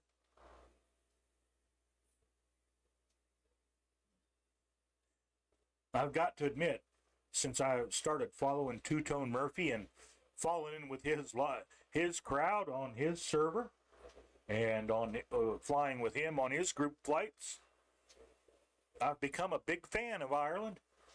I don't just fly in my own southern United States. I fly a lot over here in Ireland. Matter of fact, I did kind of think of Murph's home, Casement Air Force Air Base in Dublin, as a home away from home. If I want to test it, I test my aircraft at KMSL, and if I want to show off in my aircraft, I do it at EIDM, EIDE, Casement Baldonnel, which is available as a free scenery done by the magnificent Jeppesen 2001. You can find it at twotonemurphy.com, along with, if you like the A380 or the Phoenix or PMDG 737, you'll find the Alpha livery by our own Gibbo Ireland. He made them and made them for free and made them available to the Two-Tone Murphy community. They look spectacular. They go with our virtual airliner, or a virtual airline, the Firefly Air. If it wouldn't detract for the beauty of this aircraft in her all of her aluminum glory, nothing screams Firefly Air like a Clipper.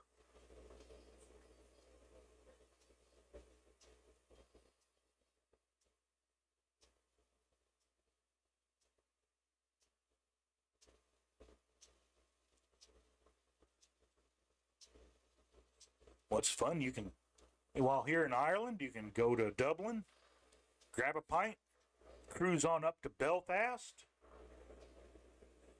look at the place where the Titanic was built and where it sailed from,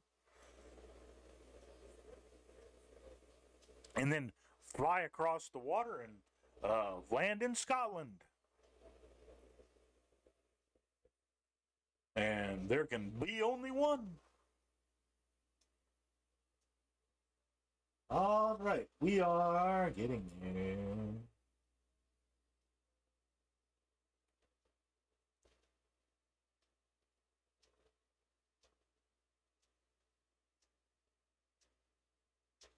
Okay, 40 nautical miles out.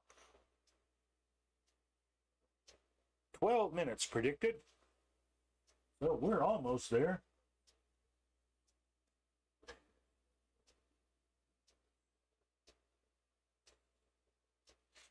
So Colonel Fork will probably be going off autopilot here in a few more minutes and getting stretched out for his approach to runway 06.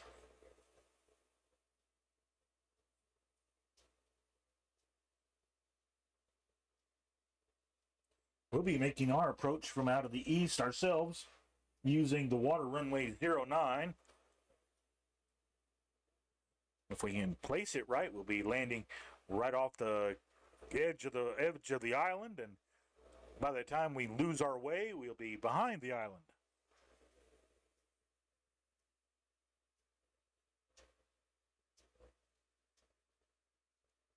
A year or so ago, Murph and Gibbo borrowed Murph's dad's boat, sailed her up the Shannon, which is a pretty remarkable video all on its own.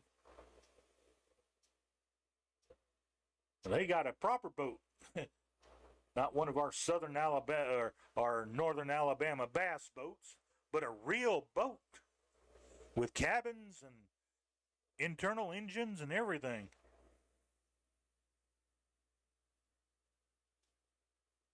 Actually had to put fenders over the sides to keep her from rubbing.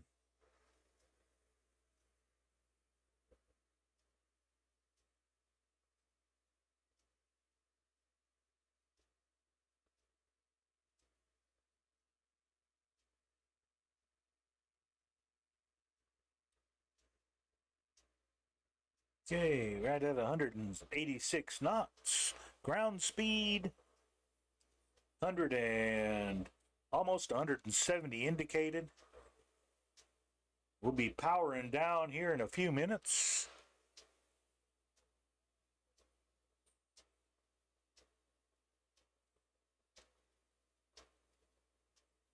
And in fact, we're going to go ahead and start our descent. We're going to take her down to 2,500 feet.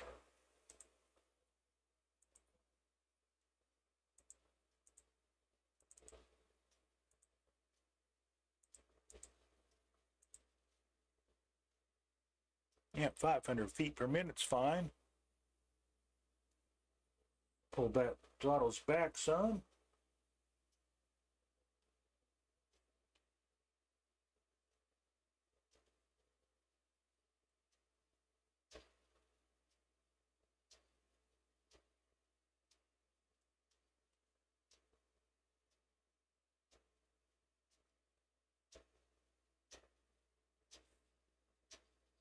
Okay, now we're descending at 500 feet a minute. Still picked up a little bit more speed than we wanted. Pull our throttles back some more. About 26 inches of boost.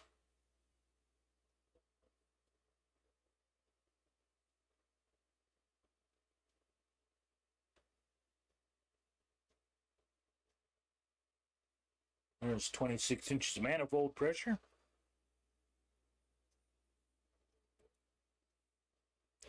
Oh, if the 707 had floats, she wouldn't be the 707. Just go ahead and put her in at Shannon. If it's long enough for the shuttle, it's long enough for a 707. Even one that Dean Martin's flying.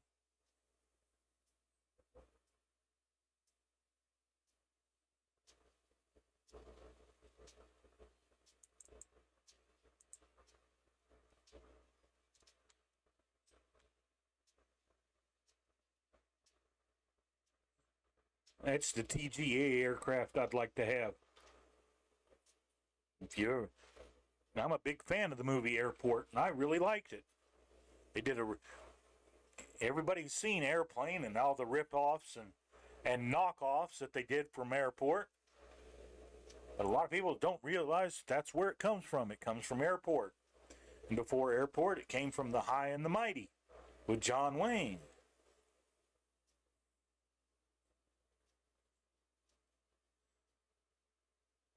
So airplane disaster movies have been around for a long time.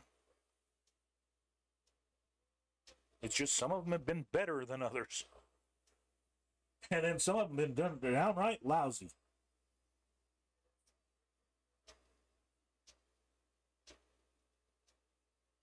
Okay, 23 miles.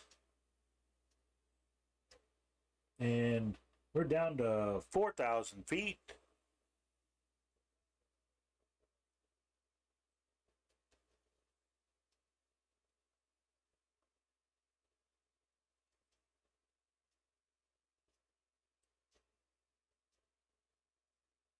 Keep bringing that engine power back.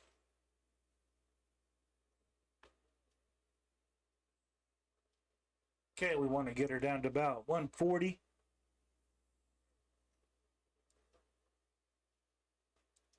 Keep an eye on our altimeter. 3,800 feet.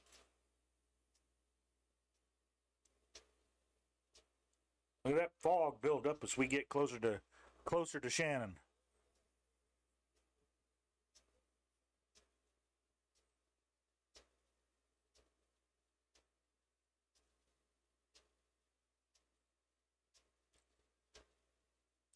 And one thing about the Boeing 314, unlike the consolidated Catalina that came after her, the Boeing isn't an amphibian. You have to roll her up to the beach, lock the rolling carts under her belly, and then pull her out of the water. You can't just roll her up on her own tires. She's a pure seaplane. But by the same token, you don't have to worry about dropping your landing gear.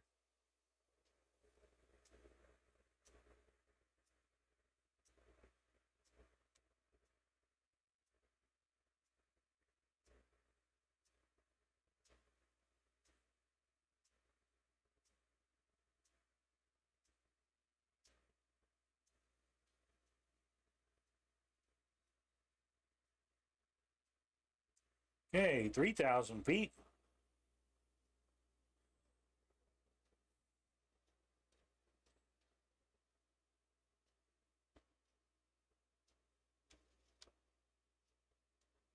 There. Get our directional compass set. Barometer is now set.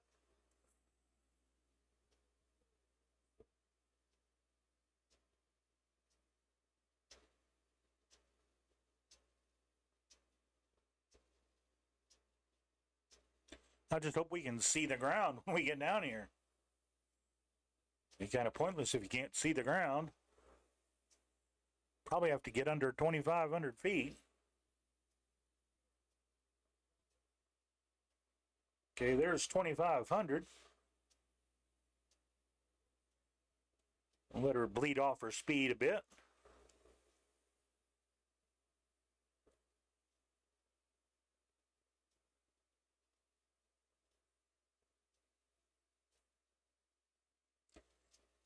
All right. Now, where's the estuary?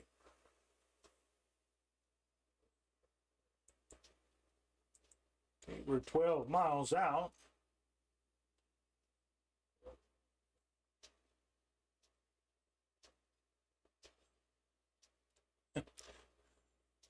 For what it's worth, at least Shannon has an ILS.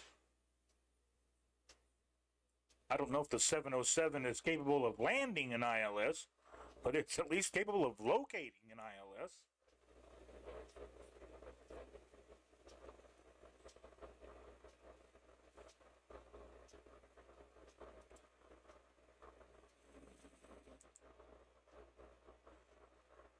ILS frequency for runway 06 is 109.5.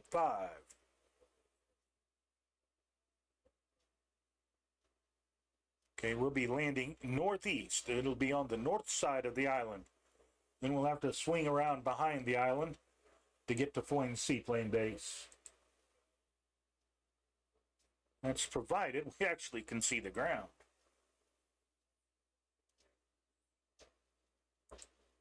Okay, there's 2,000 feet.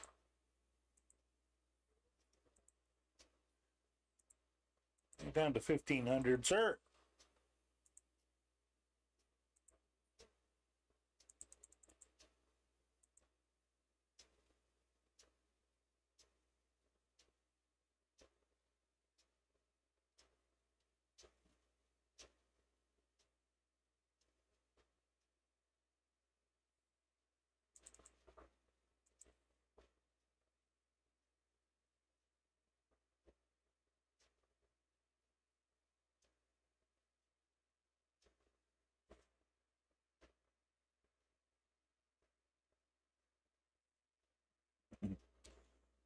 Ever since they've done the rework on the instruments, I've found that the Longitude is actually a very good aircraft to make an ILS approach in. She really handles those ILS approaches well.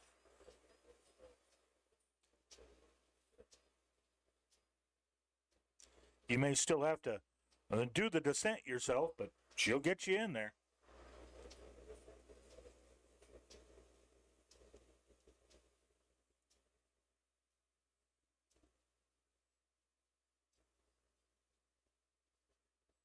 $1,800 feet.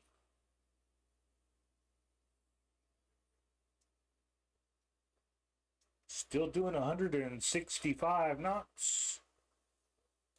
A bit more down, please. Slow us down a little bit more, buddy.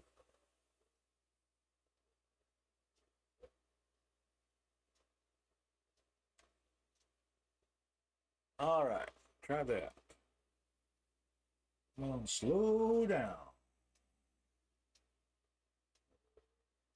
Take it easy. This is definitely Eagles country.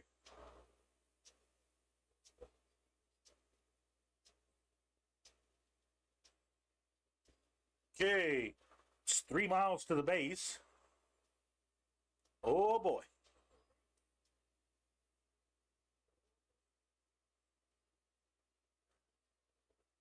And Colonel Fork is making his turn towards final. Okay, I can barely start to see the estuary ahead of me.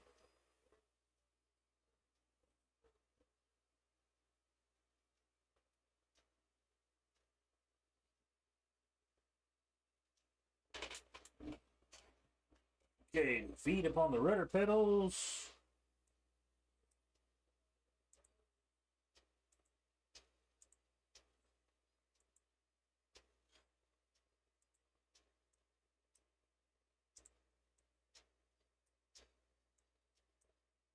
Okay, pilot's airplane.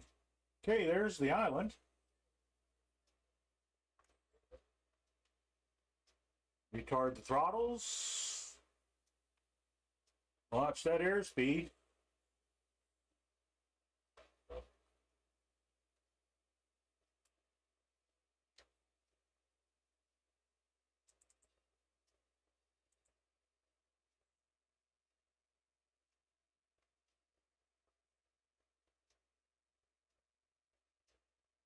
Aim us out to sea a bit.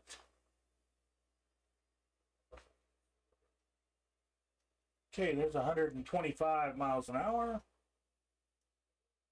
125 knots. There's Foynes Air Base, Seaplane Base.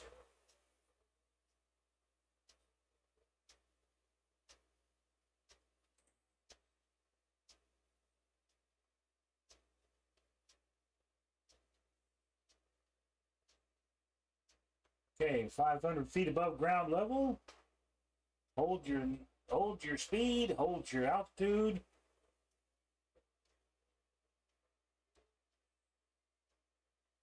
Start our descent, start our turn.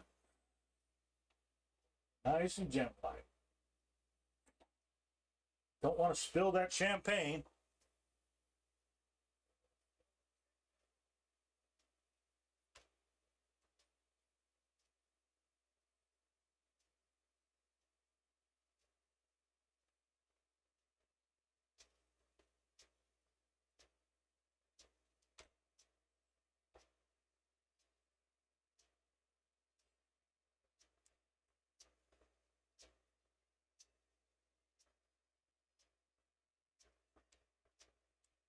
Okay, there's the estuary and the runway. Now straighten her up and drop to the speed. Let's let her float in. 100. 100 feet. Please, no stumps, no stumps.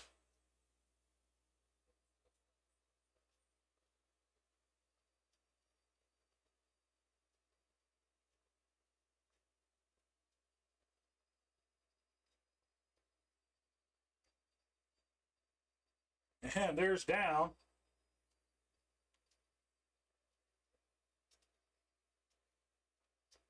Let's let her coast.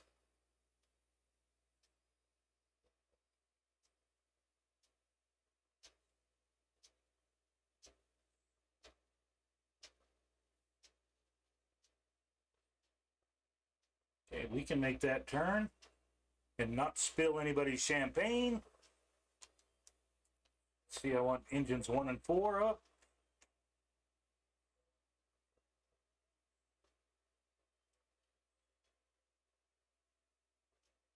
We head in for the seaplane base.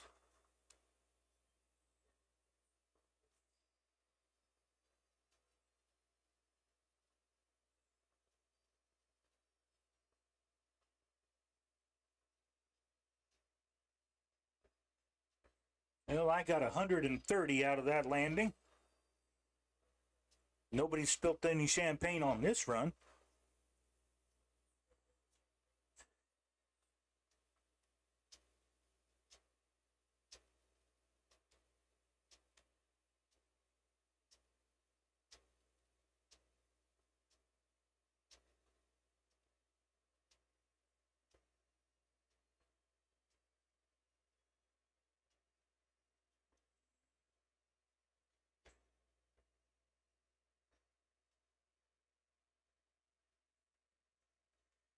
when I'm feeling ambitious, I may tackle the Guam to Manila run. That's that is a long one. That's about 4 or 5 hours. It's not as long as the San Francisco to Honolulu run, which is close to 15 hours. Don't hit the beach.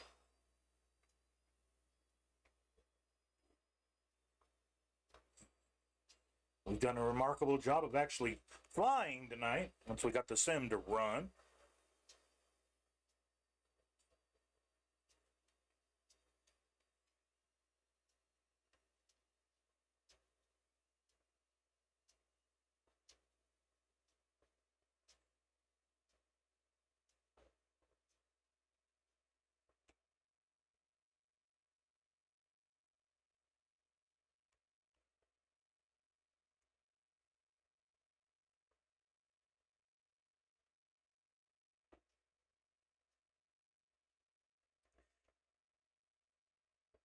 Now this is the proper way to be a tourist, looking out the windows of your flying boat.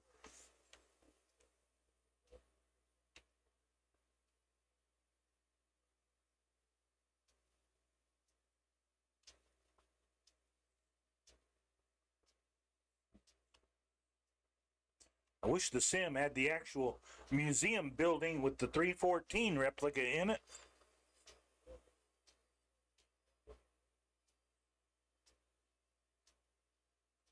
How tight can we squeeze this in here? Won't know till we find out.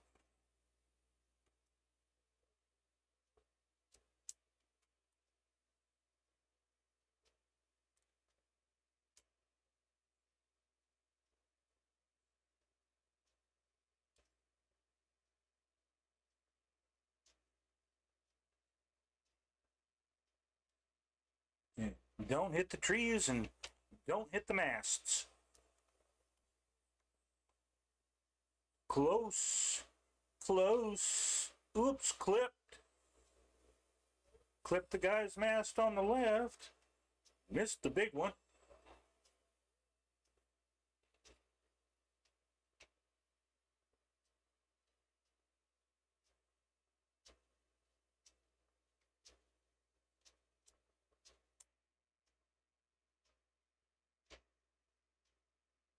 Now, here's a question for you, Colonel Fork.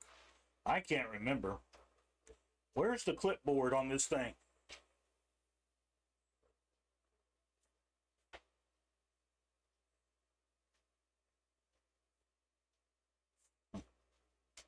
Or in modern parlance, the EFB. Yeah, because you can anchor and open the hatches.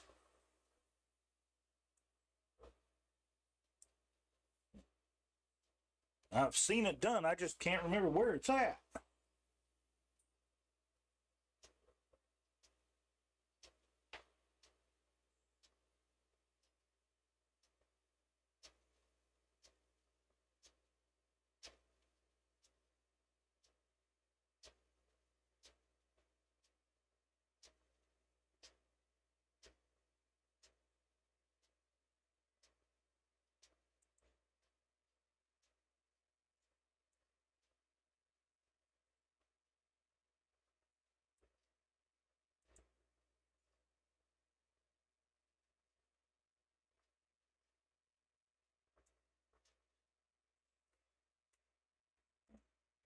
And watch where you're driving.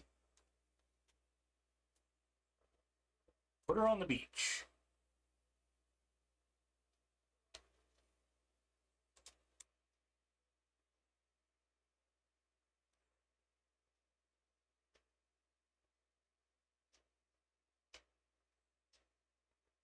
Should have had a tire out.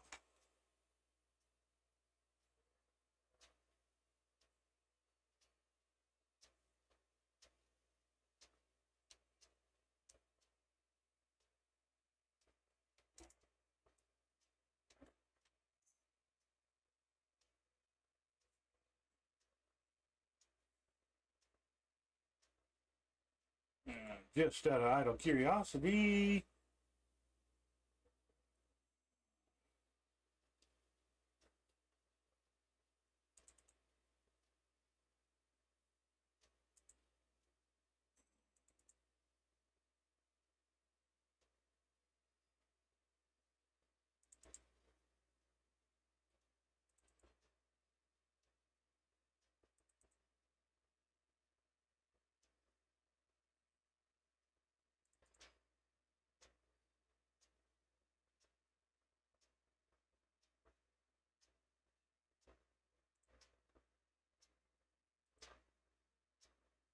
Okay, I've got the manual up.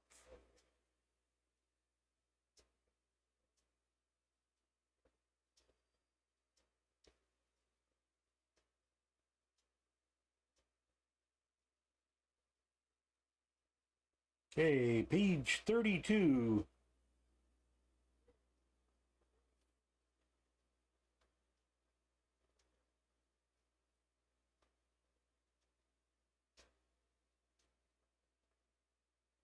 Also 43 and 44.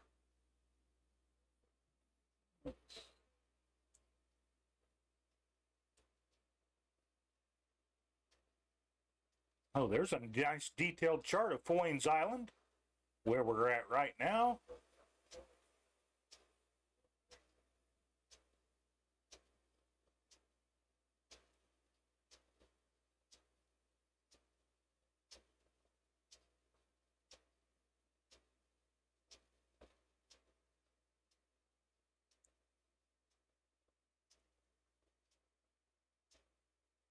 Ah, it's in the flight engineers panel.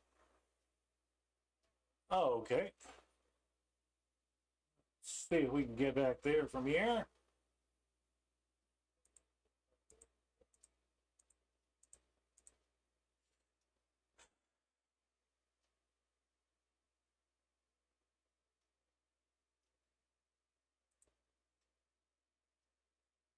Instrument engineer.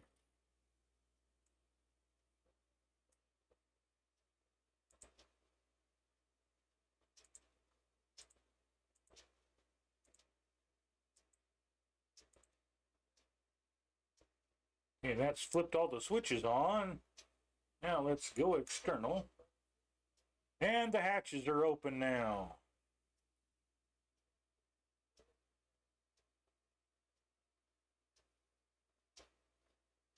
You can see the pop the hatch on our navigator's station.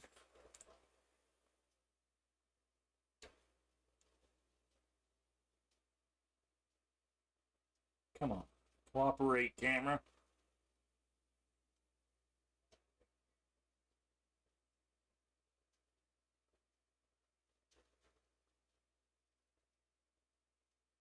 And there are open hatches. We've got our hatch open here. And the nose hatch is open.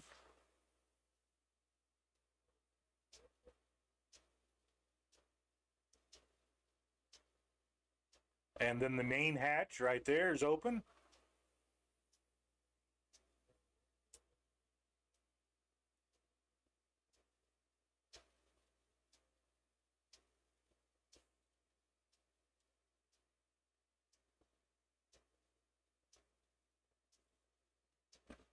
I thought I hadn't gotten rid of the manuals yet.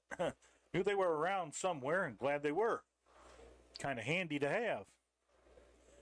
I wish the 707 had come with complete manuals like this. But I want to thank everybody for spending their time on a Sunday evening and flying along with us here from Southampton to Foynes. And if you're in Ireland and get the chance and have a few hours to spend, take the effort, go to Foynes and see a replica of the real 314 and see what opulence really looked like. Taylor Swift ain't got nothing on these folks. She at least she's got the money, she can afford what she gets. If you could afford the ticket to this, you got treated like this. These people were serious. This is where Pan Am's reputation came from and lasted for decades. Couldn't make it up for bad management, but the reputation of service lasted for decades. So Colonel Fork, thank you for coming along. Everybody else for watching and listening. We appreciate it. Now let's see if we can find somebody to raid. Anybody still on? Wrong mouse. Figures.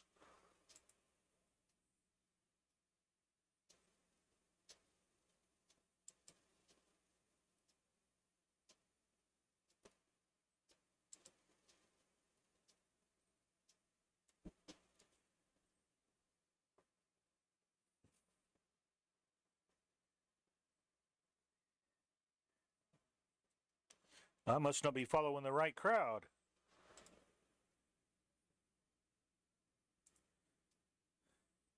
Well, in that case, let's switch mouse again and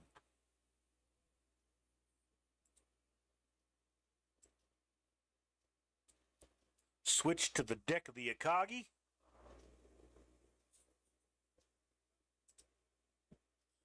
Cut our music.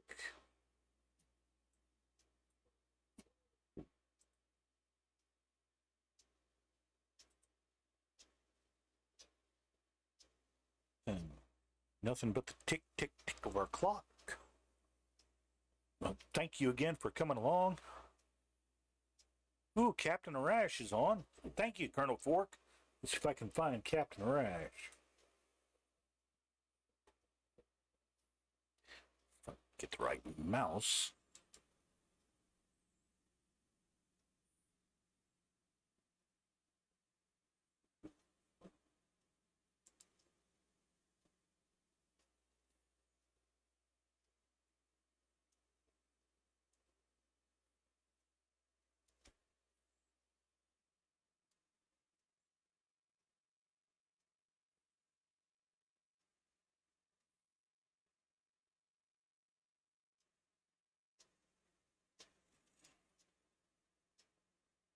See if I can find him.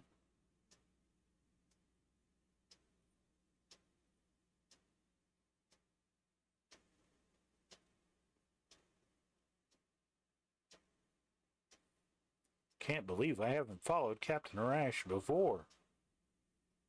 Again, on the second time through.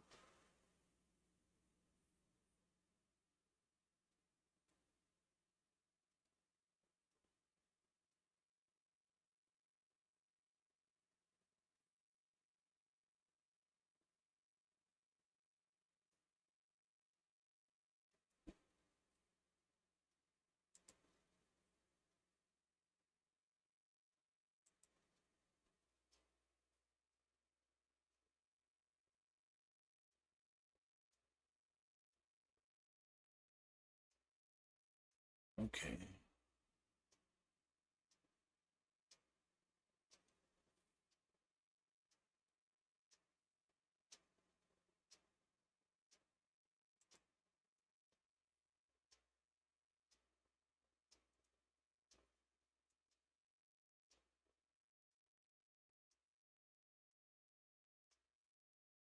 Now let's see.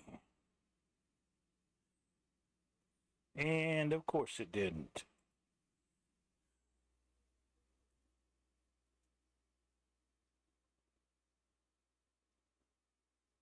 There he is. Hey, we found somebody to raid. Yay, start the raid. Well, thanks, folks. We'll see you next week.